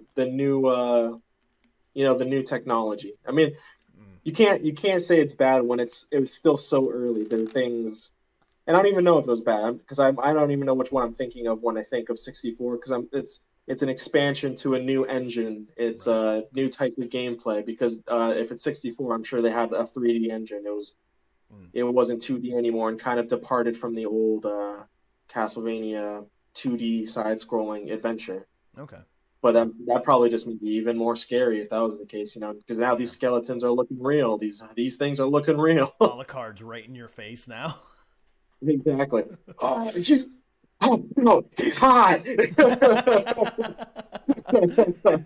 What who did what episode of SpongeBob is that? It's like, oh, it's Squilliam. Oh Just yeah, imagine him in his underwear. Oh God, he's gorgeous. yeah. Oh, oh yeah. I think I'm thinking of Symphony of the Night actually. When I think about it, Oh, Symphony of the Night's probably what I'm thinking of when I think Castlevania 64 because I think that one's one of the few other like 3D ones. okay. Because even when they came out with a lot more of them, they came out on the DS. They just decided to go back to like the 2D style, like maybe a little more enhanced, but Mhm. that was like what fit it best, Right. I think. Because it really is a tough type of game to put into a 3D setting, Mhm. like 3D walk around attacking type setting, Right. especially with the controls that you would have. Because using that whip is going to be hard when you've got 64 different directions to point it at. Exactly. Yeah. And 2007. The Do you know darkness. anything about this one? I don't know. I do actually. I thought this was a great game that fell under the radar. The Darkness puts you in a mafia soldier's shoes, where you've I think you, if I remember right, you have been betrayed by your family, and you are now seeking revenge against the mob boss as a demon has brought you back from death. And so Ooh. the demon beckons for the souls of these mafiosos as you go through the streets of, I think it was like Chicago or New York, as you start blasting away and also using your demonic powers to Oh, get that's good. revenge. Oh, it is good. It is so damn good. And I think something else came out that year that everyone was like, "Oh, this is cool," and it just right under the rug, Yeah. which sucks It when that happens. yeah, it really is. It really does suck because it's like there's only so much publicity that can be put out for Mm-hmm. anything. So like yeah, everyone's always going to go to the tried and true, names. Right. Yeah. Um, and I'll take it from here for the rest of these because I know exactly who's who in these. Exactly. June 4th, 1956, Keith David is born. He is most famous for the movies like The Thing, where he co-starred with Kurt Russell. He was one of the last survivors on. Oh, Yeah, okay. They Live, where he co-starred with Rowdy Roddy Piper. Even popped up on an episode of Creepshow recently, on the newest season of Creepshow, and was he was having an exterminator murder homeless people. Nope. He played it so well, though. He's just like, I hear that you're a pest exterminator. I have some pests to get rid of. It's so good. Oh my god, that's cool. That was the scariest episode because giant tarantula in the back seat of a car. Like, Oh no, that was it for you. I saw like a bit where a web came flying up to the front of the car, and I was like, nope. I'm just gonna close my eyes and pretend that it didn't happen. I'm just gonna wait to hear a car door shut, and then I'm done. Then I'll tune back in. June 4th, 1964. Also, Sean Pertwee was born as well. Sean Pertwee, who appeared in the movie Dog Soldiers. He was the commanding officer of the group. He is also known for outside of the horror genre as Alfred Pennyworth in the Gotham TV show. Okay. Yep, that's who that is.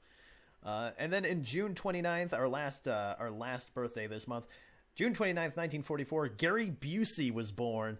One of the stars of the movie Predator 2, Ginger Dead Man, and also Piranha 3 Double D. Nice. That sounds like a wide range of movies. Predator 2, which is probably more famous, yeah. More famous than Ginger Dead Man. I feel like I've heard of it, but I don't think I've watched it. Oh. And then Piranha 3 Double D, you know it. Yeah. I mean, Piranha has been probably one of the bigger exploitation films of that decade. Not that decade, because when it came out in, I think, the 70s originally, it was like, oh shit. Yeah. It was really like, people turned their nose up at it like, oh, that's filth. Yeah. They never survive watching blood-sucking freaks. And as with every birthday we have on the month, we also have deaths this month. June 12th, 2003, the actor Gregory Peck passed away. He played the father in the movie The Omen. He's also very well known for his role as the father as well in the movie To Kill a Mockingbird. He passed away at the age of 82. That's unfortunate, but obviously he was a father figure kind of person. Oh my god. Have you seen Kill a Mockingbird?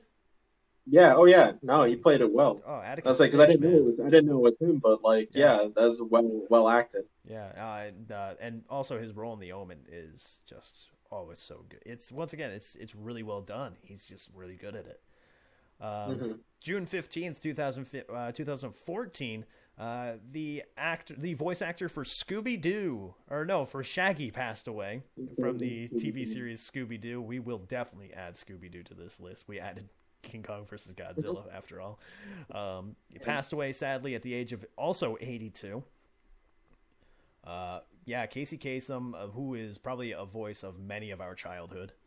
I mean, zoinks! I can't do it right now, but I used to be able to do a good Shaggy impersonation. Yeah, can't do him justice, but yeah, it always sucks when it's someone that you know so well, someone you've heard your entire life, even if you never knew who they were. Because as a kid, like, I was never concerned of like who voice acted Shaggy or who voice acted anybody. Right. But like, it is a big loss, especially when like you keep going on with the series. Scooby-Doo kept going on, so they had to find new voice actors. Right. And like they have to emulate him. Mm-hmm. It's interesting that they don't let them try to find their own voice. Right. For Shaggy. It's like you already know it's a new series. Shaggy doesn't have to sound the same, but his voice is so iconic that you like. To do it justice, they feel like they have to emulate it, and in their own right, that's and I think the reason that they have to emulate it is he came from a background of he was a radio DJ, so like I remember listening to Casey Kasem on the radio all the time with these people writing in and saying, Casey Kasem, can you play this song, blah blah blah blah blah. And when you heard him on the radio, I never tied the two together, like, oh, this is Shaggy, Like it's always Yeah. just been, oh, that's Casey Kasem, that's Shaggy. These are two different people. But yeah, so like learning that for the first time was like, no, no way.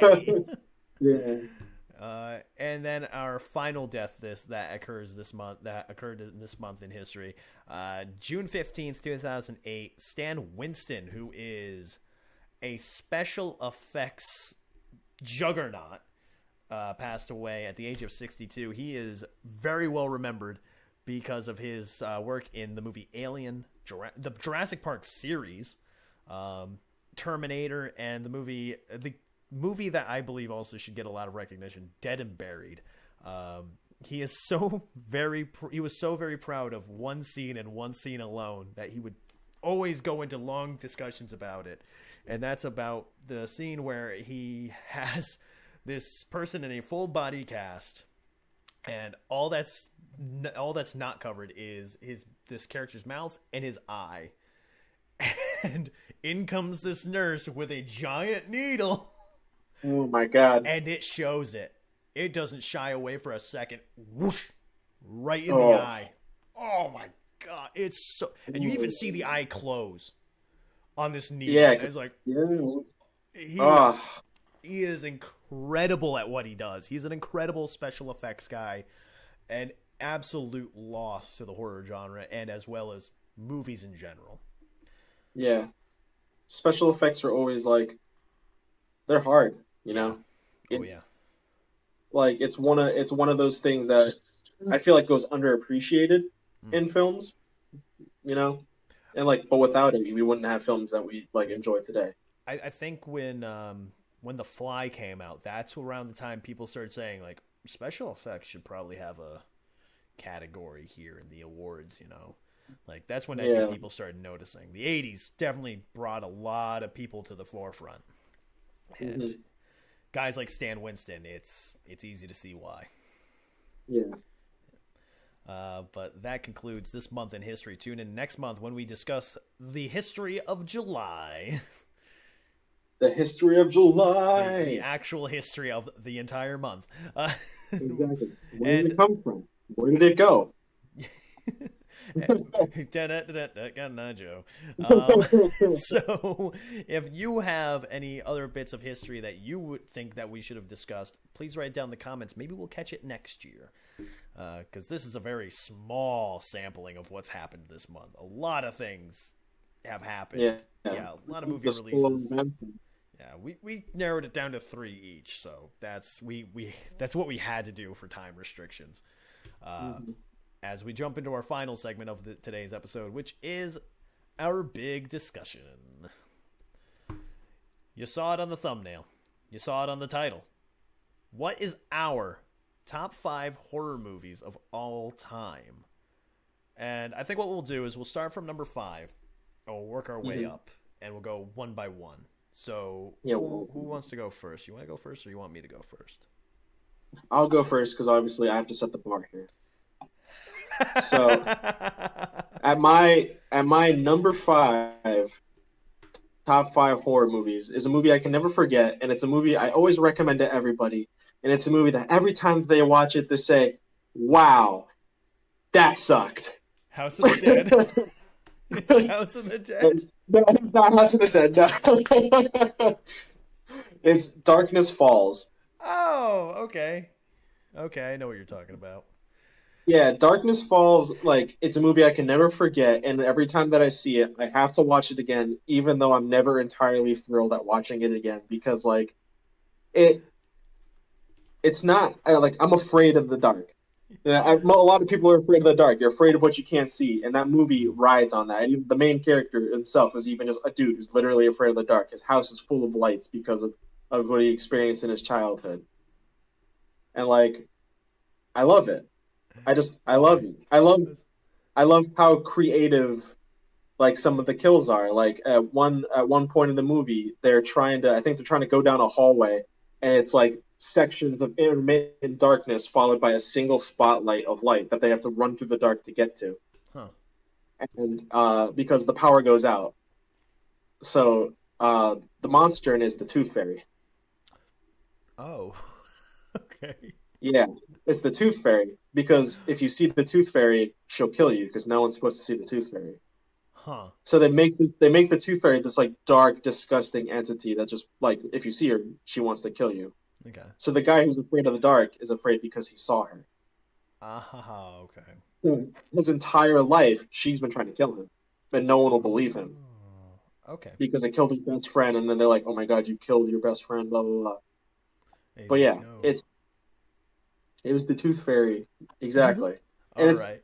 it was a creative use of something that you don't think is scary, Mhm. and of course it could have been like better executed. But I think for what it was worth, it's something to watch. It's something people could get creative with, because because it's like movies like Leprechaun, like Yeah. you're never afraid. Yeah. You're never afraid of the leprechaun. You're like, you No. think of a leprechaun, you think guy who's on a pot of gold. It's like, oh, you caught me. Okay, here you go. Have And some even in money. the movie itself, I don't think anyone's ever really afraid of Leprechaun. He's Well, silly. yeah, exactly. But you could be. Okay. Yeah. You could be. Right. Because like Darkness Falls, like I was afraid of the Tooth Fairy for like years after I'd watched that. I was like, oh my god, Oh she's damn. gonna kill me. All right. Yeah.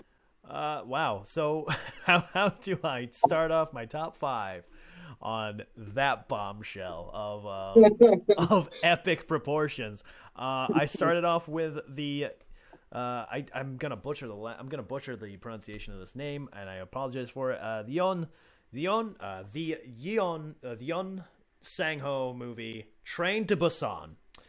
I didn't have this on my top five at first, and it was Dario Argento's Tenebrae first, and then Mhm. I watched it again last night or on Friday as a part of Joe Bob's Let's Drive-In, and I was reminded why I love that movie so much and just how good it is, and I was like, no, I have to. No, Train to Busan has to be on this countdown because it hits you the right way with the emotional aspects of it when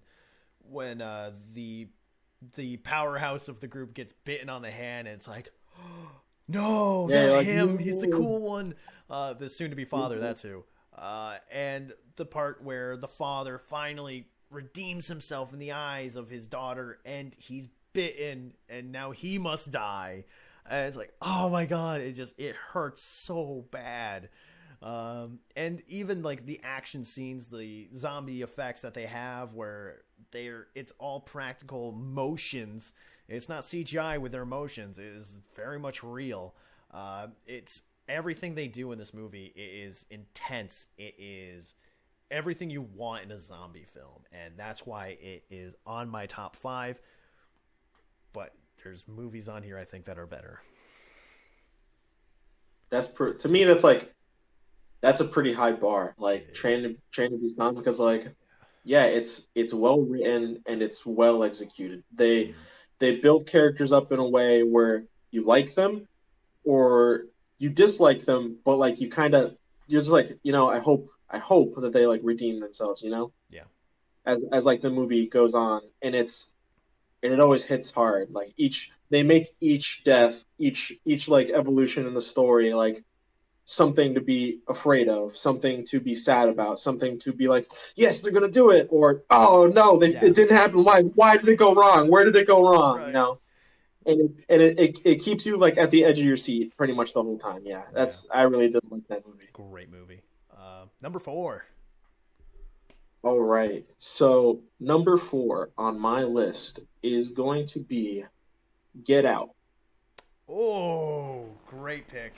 Jordan Peele's directorial debut. Yeah, Fantastic. that was a wild ride when I first saw it because I was like, it's written by a comedian, Yeah. I was like, this is gonna be interesting. I came in like I wasn't like expecting like I didn't set the bar too low, but I was like, I'm coming here looking for an average movie, and I was met with Bam. nothing short of like fantastic. Yeah. Wait till It you get to one of my picks. I got a little tidbit for you that I think will blow your mind a bit. So, oh that would be good, yeah, because it's a psychological horror movie, and it's like it's to relevant. me it's like it sets the bar for a modern psychological horror movie. Yeah.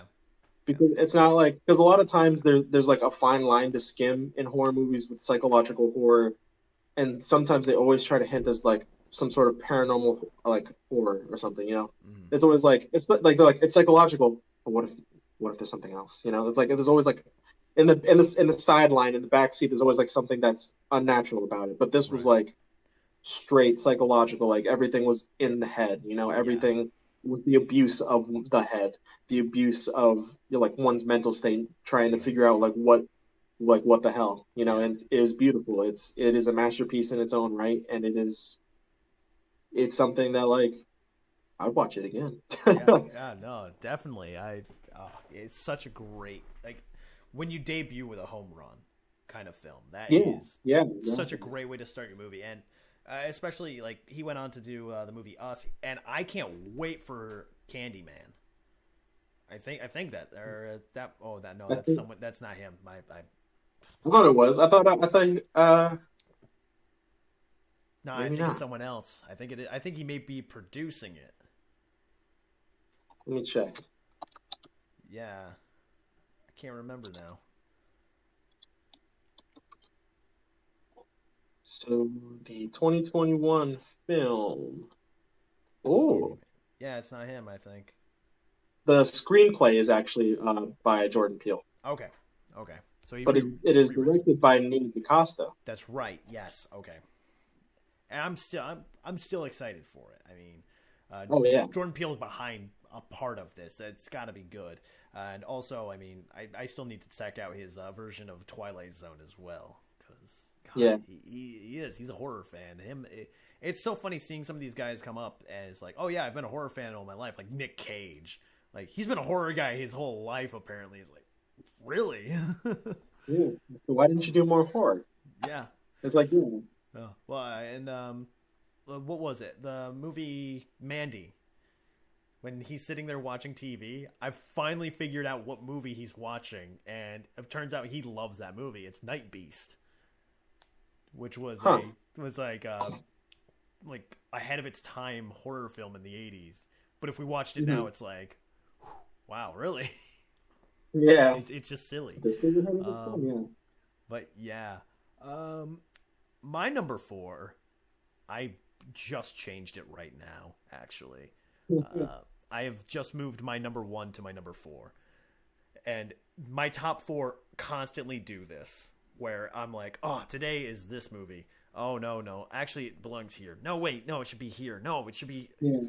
So today, my number four is Reanimator by Stuart Gordon.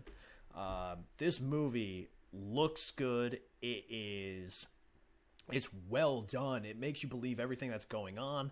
Also, you have like just memorable lines that make any movie great. Where you walk away from it and you're still quoting it, like, "Oh, who's gonna believe a decapitated head? Get yourself a job and a sideshow." Like, oh, it's so good. David Gale plays a absolutely creepy sob in this.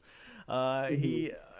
And Jeffrey Combs plays a smart ass student. It's so well done that these two characters, their rivalry, drown out the fact that they're not the main character. Yeah. Like Bruce Abbott is the main character, and reviews even forgot to mention him. Like Wow. that's how good Jeffrey Combs and David Gale did in that film. It's incredible. And it's so damn good, and it's a movie that if I'm having a rough day or something, I will put on Reanimator, and as soon as the professor Hans Gruber like his eyes explode, and Combs looks at the woman who says, "You killed him." No, I gave him life. I'm in. I'm ready to go for Reanimator. Mhm. That's Uh, awesome. yeah, it's The so Combs, good. the Combs man is just as a he plays a good like smart ass.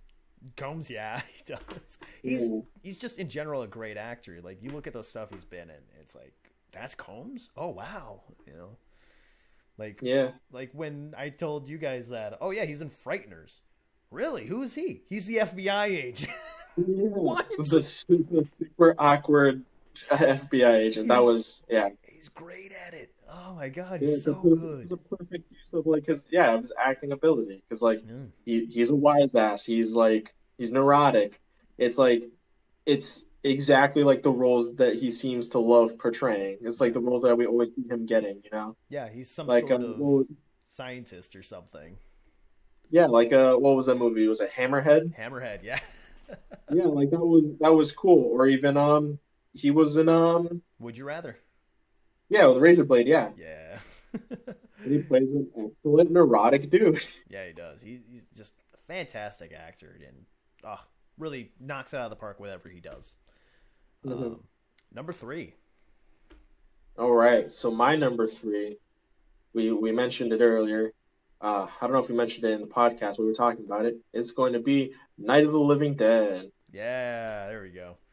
Night of the Living Dead is a movie I hadn't watched it until I was God, I must have been like 16, and I was scrolling through. I had DirecTV, so I was looking through the channels, and I saw Night of the Living Dead, and I was like, oh, I like zombie movies, so this seems like it's going to be cool. Didn't know that it was made. It was black and white, and it was old as like all get out. Yeah. And then I turned it on. I was like, all right, I'm in. Let's go. Like, whoa, hold on. And This is it's different. just like, yeah, like this hits different. I was like, this is cool. You know, it was an interesting take. Like, and it was so interesting to see how they did it. Like in that time, you know, like Yeah. how they wrote this or how this film was made, and it was like a hopeless struggle the entire time. Hmm. You know, because like in a lot of horror movies these days, it's like there's always like there's got to be like a strand of hope. Like whenever it's like this hopeless situation, it's always like there's a helicopter, we can get there, or Hmm. Yep. there's something. But like these guys are just like, we're just gonna stay in this house, and there's a truck, but like it's surrounded. Everyone's dying left and right. You know, Yeah. mistakes are happening. Everyone's fighting each other. They've divided the group, and it's like, all right, see, this is cool. And you know what? Like, so since we have Train to Busan on these two lists as well, so Train to Busan invented the idea that the zombies in their movie were blind or practically blind. So if they're in the dark, they can't see. One of the lost rules of zombies was in Night of the Living Dead, where they're afraid of fire. Yeah, Like no one does that anymore, which I find yeah, and I think it's just it was like a good touch, like the rules in there, because like what it was in the beginning of the movie that I think the zombie used a rock to break the window. yeah, like Yeah, like they were mildly intelligent. Like that, yeah, if you hold yourself up somewhere, they could still get you. right. Like they weren't just brain dead zombies. No, these things can actually use weapons. It's like oh shit, okay, Yeah, it's it's interesting. yeah, it's and yeah. When you think about it, it's interesting how like just how the zombie has evolved. Like there's so many different people who have made their marks Mm, on that genre yeah, that we all still follow. You right. know, Like like you gotta get it in the head. mm-hmm. Yep. And then you have even the divide between slow zombies, fast zombies, or and whenever you see a zombie movie coming up, it's like, okay, are we getting Night of the Living Dead zombies, or are we getting 28 weeks late or 28 days later zombies where they can run Yeah. now? There's such a distinction now between zombie genres that it's like Mhm. there's subgenres in a subgenre now. Yeah, exactly. You gotta figure out. You know, it's like, are these zombies through virus? Are these zombies through, you know, some sort of disease, like Mm, fungus or anything, like The Last of Us? Like, yeah. And then there's some that they're just here. hmm Another mention to Lucio Fulci here. why I are they here? Why are they here? Is it voodoo? I do enjoy. I do enjoy that. I do enjoy zombie. I love the idea of a shark versus a zombie.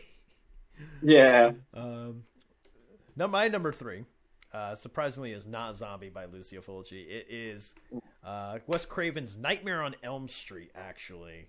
And I mean, this is the movie that anyone that even you don't have to be deeply rooted in horror to know Nightmare on Elm Street. This is Exactly.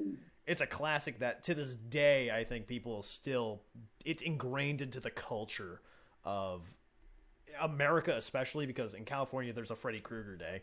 So Like, Wow. yeah. And but it just like this was the movie that kind of was introduced to me before or after Gremlins.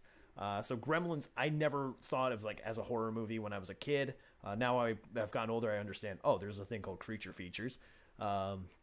But like Nightmare on Elm Street was the first movie that scared me. I was terrified to fall asleep even.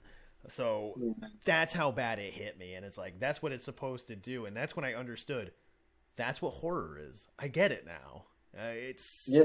It's brilliant, and just what they did with Heather Langenkamp, making her into a huge star at that time, to the point where people were so excited to see her in Nightmare on Elm Street 3, Dream Warriors, and then the gut punch that is Nightmare on Elm Street 4, where she gets killed off. And it's like, Hmm. oh my god, it's so good. It is such a fantastic movie that starts off a great series of films up until after the fourth one. Uh, and just, and also for me, which I don't hold nostalgia up that much, but this is one that I will continue to feel nostalgic for. It's great film, great writing, great effects, great moments in that film too. Freddy with the long arms, great Yeah, it's like, yeah, and great the quotes once effects. again. Like just, oh my god, this is God. Like so good. Yeah, like how you said, like it's so interesting that it's like so culturally ingrained. Because before Mhm. I'd even seen the movie, You knew, as children, we were saying one, two, Freddy's coming for you, and yeah, I never understood it. yeah, I but was just like, why? I was like, who's Freddy? Why do we need a crucifix? What is a crucifix? but yeah, it's one of those films that it's ingrained in the history, so Yeah, like everyone knows what it is without even that's what seeing makes it. it super cool. Yeah, Yeah. exactly. All right, we're getting to the nitty gritty. What is your number two? So my number two is American Psycho. Ooh, wow! It made it to number two. Yeah, that. Oh, when I watched that Wow. movie, man, I was like, what? It was like it was it was so cool because like I'd never really been because I watched this before like Get Out, so this was before I really liked like psychological thrillers or anything. I never really Hmm. because most of the stuff I watch is zombie stuff, just like horror suspense stuff, not really a whole lot of psychological thriller. And so I was like, what's going on? You know, there are moments in there that he's doing these things. I'm like, oh, he's just a murderer. You Right. know, this guy's just like he's just getting his kicks off. You know, but like, you know, the twist at the end Oh, yeah. where it just like where you're sitting there and he's just like, that's me. No, I'm him. It's like, no, you're not. You're you. He's like, what? What? Yeah. So he's like, what happened? And like just the infamously quotable like just intro when he's there taking a shower. I start my day by applying the, you know, just Yes. like It I think about that like every day, you know. it feels like Fight Club during that narration. Like where God, I can't remember his name. The lead character where he's just listing off like, oh, every day we buy ourselves things that we don't even need, and blah blah blah blah blah. It feels like that kind of narration, but it's told from someone that's a corporate tool.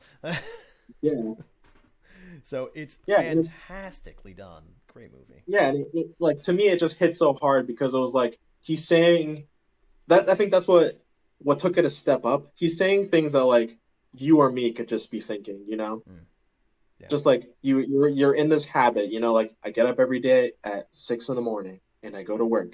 I punch in, and for 8 hours, I do what I'm told and I do as it is. You know, it's like a narrative that like when you really think about your life, you're just like saying that exact thing. And you're like, wow, he's just like me.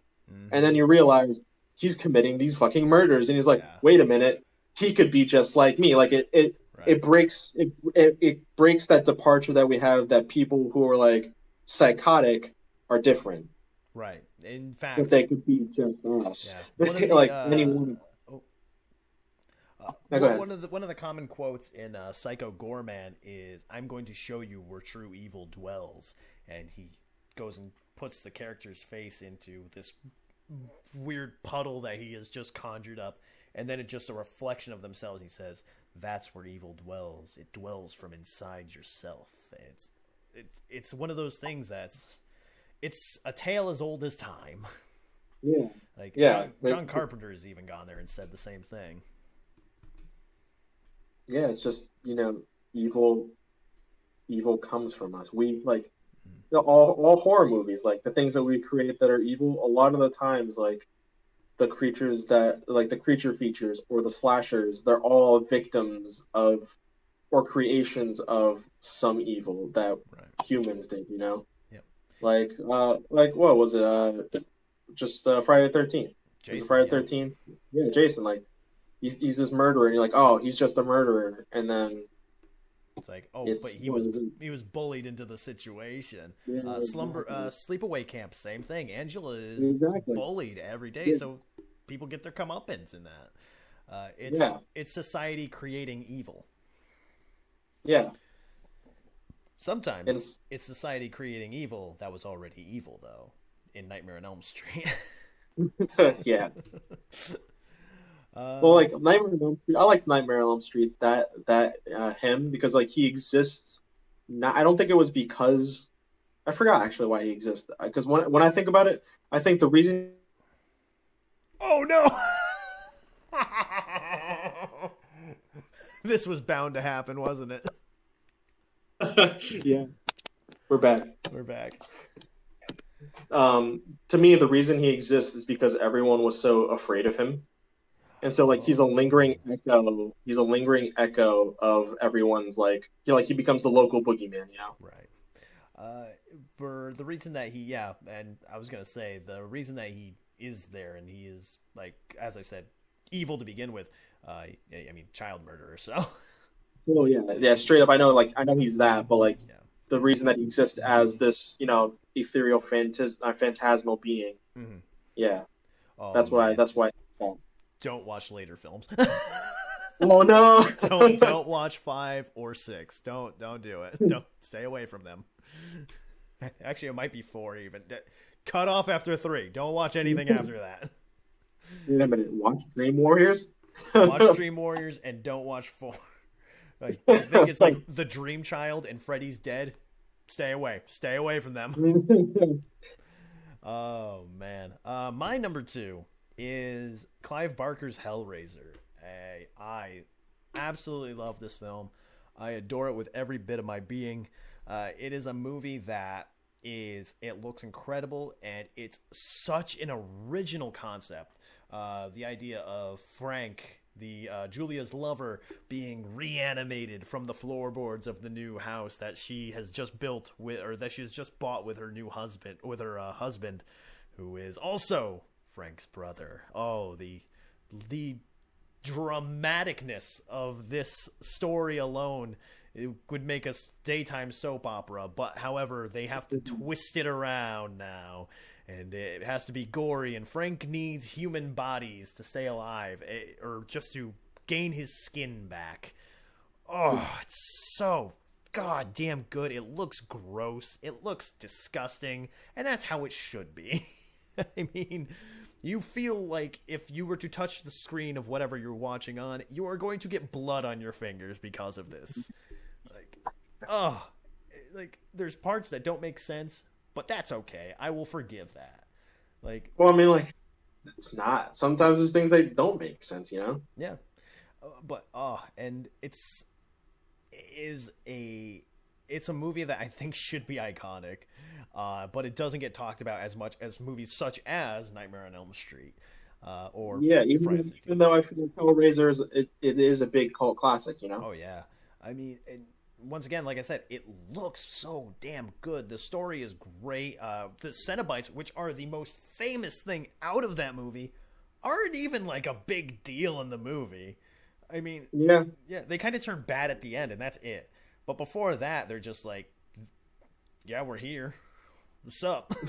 That's it. We just want to go home, man. We just want Frank back. Just get him here.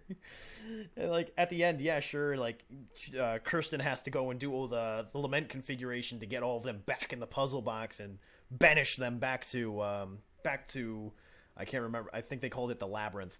But it's like it's so well done. It is a story, and the twist in it is absolutely disturbing. And if you haven't seen it, watch Hellraiser. It is such a great film. Oh my god. And that's going to bring us right into our number ones now. So. All right. Number one. You already know my number one. My number Demons? one film. Is Lucia Yes. Fulci's zombie? Can we do honorable mentions? You get one honorable mention before we hit the number one. One honorable mention. Then it's not. I'm sorry. It's not going to be demons or zombie. Oh, I just had it in my head, and then you distracted me with demons and zombie. Oh, Your number one what or was it? honorable mention? The honorable mention. Oh, whoops. Oh, damn, I should have wrote it down when I had it. Oh, You want me to go first then? yeah. My honorable mention is Gremlins. I mean, oh my god, it is the first horror movie I have ever seen, with such a great actor such as Dick Miller in it, and also the premise alone, the 3 rules, which are also ingrained in the history of the world: don't get them wet, don't feed them after midnight, and whatever you do, don't put them in the sun. I did it all wrong, but still, they're the 3 rules. You know the 3 rules. Yeah, exactly. You know the 3 rules about Gremlins. Everyone does, yeah. It's like a childhood movie. Yeah, like, and it's crazy to think like it could have been even more sinister. And I think if it was more sinister, I'd probably put it in my top 5. Yeah? Yeah, I think so. Yeah, because it would hold up today, like as an adult. Like, I mean, it still holds up. Mm-hmm. Don't get me wrong, but it would hold up even more if it was dark and sinister.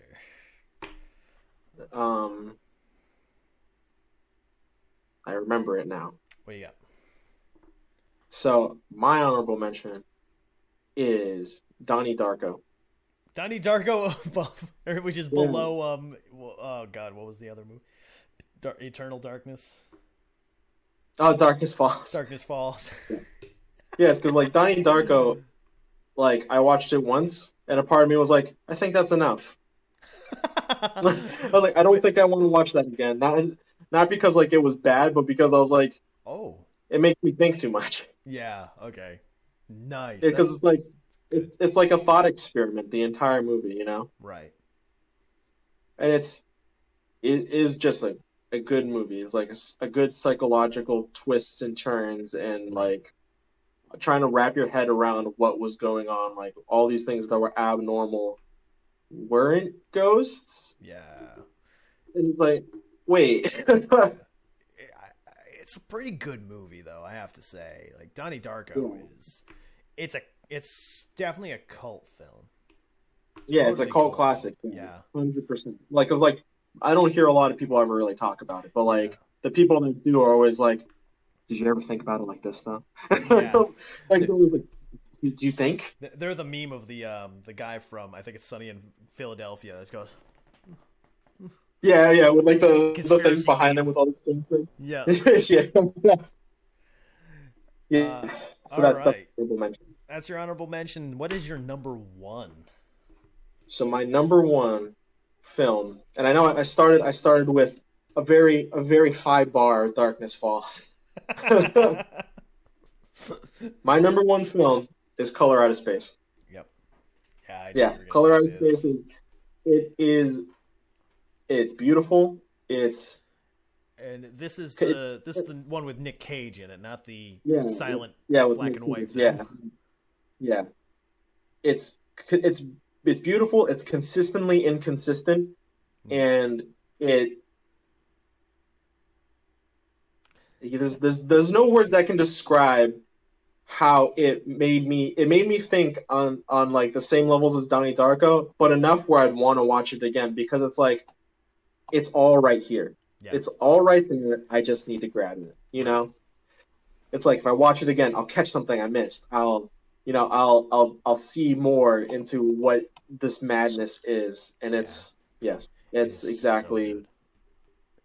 and it's like no one really, I feel like no one really knows about the movie, like Nick Yeah. Cage, and even like it was cool because Nick Cage was the only like I think really big actor in that film, Mm-hmm. and it's a movie that I believe would give all those other actors in that film like a huge boost, Oh yeah. because they performed fantastically. The special effects was awesome because I think that was one of the first films that I saw that had like hybrid special effects where you could tell that Mm-hmm. there was both practical and CGI, and it was well done. Yeah.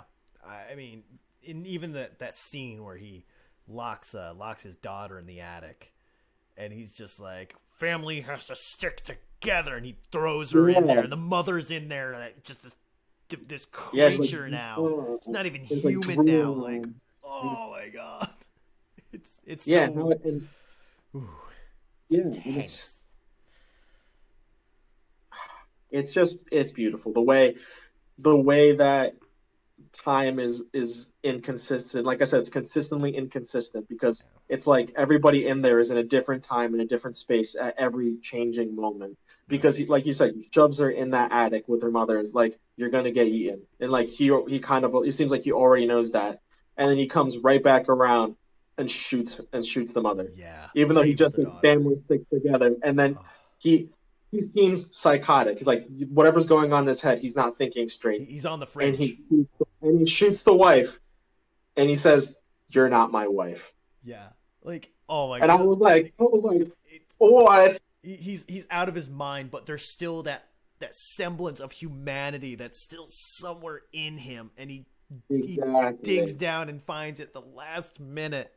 And that's also when that's it for him. He's Yeah, not here it was anymore. like that was like the last straw. Yeah. That was the last bit that he had like could muster, and then after that, like Yep. gone. Now we have Nick Cage at probably what is his best. Yeah, I exactly. like seeing him in some of the other movies, like oh god, Con Air, stuff like that. Like, he's good, but seeing him in movies like Mandy and Color Out of Space, I think Mandy sets up Nick Cage and Color Out of Space to this peak of Nick Cage, in my opinion. He just Mhm. absolutely kills this role. I hope we never see a Color Out of Space for another 100 years because he nailed it so well. Yeah, like I don't know. Yeah, I can't even think how they could make that movie better than it already is. Yeah, Like yeah, I agree. it's it's excellent. It's an excellent use of a story that in the first place is not meant to make sense. Yeah. My number one, which is a movie that I have a little tidbit here that I promised earlier. So it's a movie that was directed by David Cronenberg and produced by Mel Brooks, Oh, and is a remake, actually. This is The Fly. If you have ever seen The Fly, oh my god, it's one of those. It's a movie that David Cronenberg, obviously body horror at its yeah. max. He, like Jeff Goldblum in the film, when he starts peeling his fingernails off, and you sit there and you cringe at it. He starts pulling his teeth out. His teeth are falling out. It's disgusting. He is this anamorphic type thing. It's not even, it's not human. It's not a fly. It's a thing now. It's just, oh my god. And he becomes almost irredeemable in his actions when he's going out in public and he's assaulting these people with this acidic spit that he's Oof. spitting at people, and kidnapping women, and or well, not kidnapping women, he's winning women in arm wrestling contests, having sex with them, and then he's like, go through the teleportation device, do it, don't be afraid. And then somehow you're sitting there and you feel bad for him, you cry at the end for him, and it's just, how does a movie Yeah. hit you that hard, hit you that well? And just David Cronenberg pulls it off so well, and it was with a lot of assistance from Mel Brooks. Even Mel Brooks was the one that said, "You have to go hardcore with this. Don't step down. Go all out." And Yeah. they nailed it and hit it out of the park so damn well that I couldn't, like, right now, looking at my list as it originally stood, The Fly was number 2. So making this decision saying, like, no, The Fly needs to be number 1, I don't hate myself for it, that's for sure. And if I look at that later, I look at this video later at some point and I go, but then again, I can also redeem it and say, but it is good.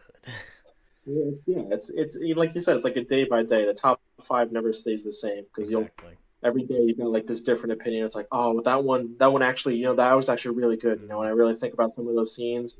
One and then, day like, I'll be the sitting next here and one, I'll be like, The Thing should have been on this list. Like, John Carpenter's The Thing. That's a great film. But yeah, I mean, but The Fly is... It's a roller coaster. It is. It really is. And if anyone is to see a movie out of my list, The Fly is definitely the movie you need to see. It is must watch, especially if you've seen the adaptation from Vincent Price on the original. See the David Cronenberg remake with Jeff Goldblum. It is so goddamn good. I share that sentiment. Color Out of Space, same thing. And out of anything that we said this entire podcast, that's also a movie you've got to watch. The must see. So that would be your favorite H.P. Lovecraft adaptation, then? Probably, yeah. It would have to be because everything else What are you talking about? Dagon was a work of art. Dagon, I thought Dagon was good. I defend Dagon, actually. What was it? Someone went and put out, like, what's your what do you think is one of the most underrated films? And I without thinking, Dagon. Dagon. Yeah. Like, there's 2 things that always pop up when I see either underrated horror movies or underrated horror video games. And movies, it's Dagon. Stuart Gordon's Dagon is fantastic. I would love to have seen Shadow over Innsmouth back in the 80s. And for video games, it's Song of Horror. Like, that game doesn't get any recognition, and it should. Totally should. I was gonna say, you were telling me all about it, and yeah, it sounds like it sounds like a game that got creative, Yeah, totally did. Definitely did. Like, it's based off of a character selection between every level with permadeath. So it's make good decisions. But make that and that's going to close us out for this month's episode of Bloodsucking Podcasters from Outer Space. Thank you for watching this episode. If you enjoyed this episode, hit the like button down below and also put a comment down below on what your top 5 horror movies are, as well as the other things that we discussed today as well. What is your recommendation for your favorite zombie movie? What do you think of Army of the Dead? And also, what are some horror history tidbits that we should have put in this month? We may get it next year. May put it in next year. And also, if you haven't done so yet, hit the subscribe button because we are not dead here. We are continuing to create on YouTube. We have more movies in the line that we want to make. We have more podcasts that we're going to be doing, like next month's podcast, where we are going to go on a ghost hunt. Yeah, yes. It's going to be exciting. The mysterious Stafford Springs residence that used to be my childhood home. We will be investigating it. You'll be seeing the highlights from our investigation next month, July 1st. So tune in July 1st for the next episode of Bloodsucking Podcasters from Outer Space. I'm Bruce. And I'm Pablo. And this is a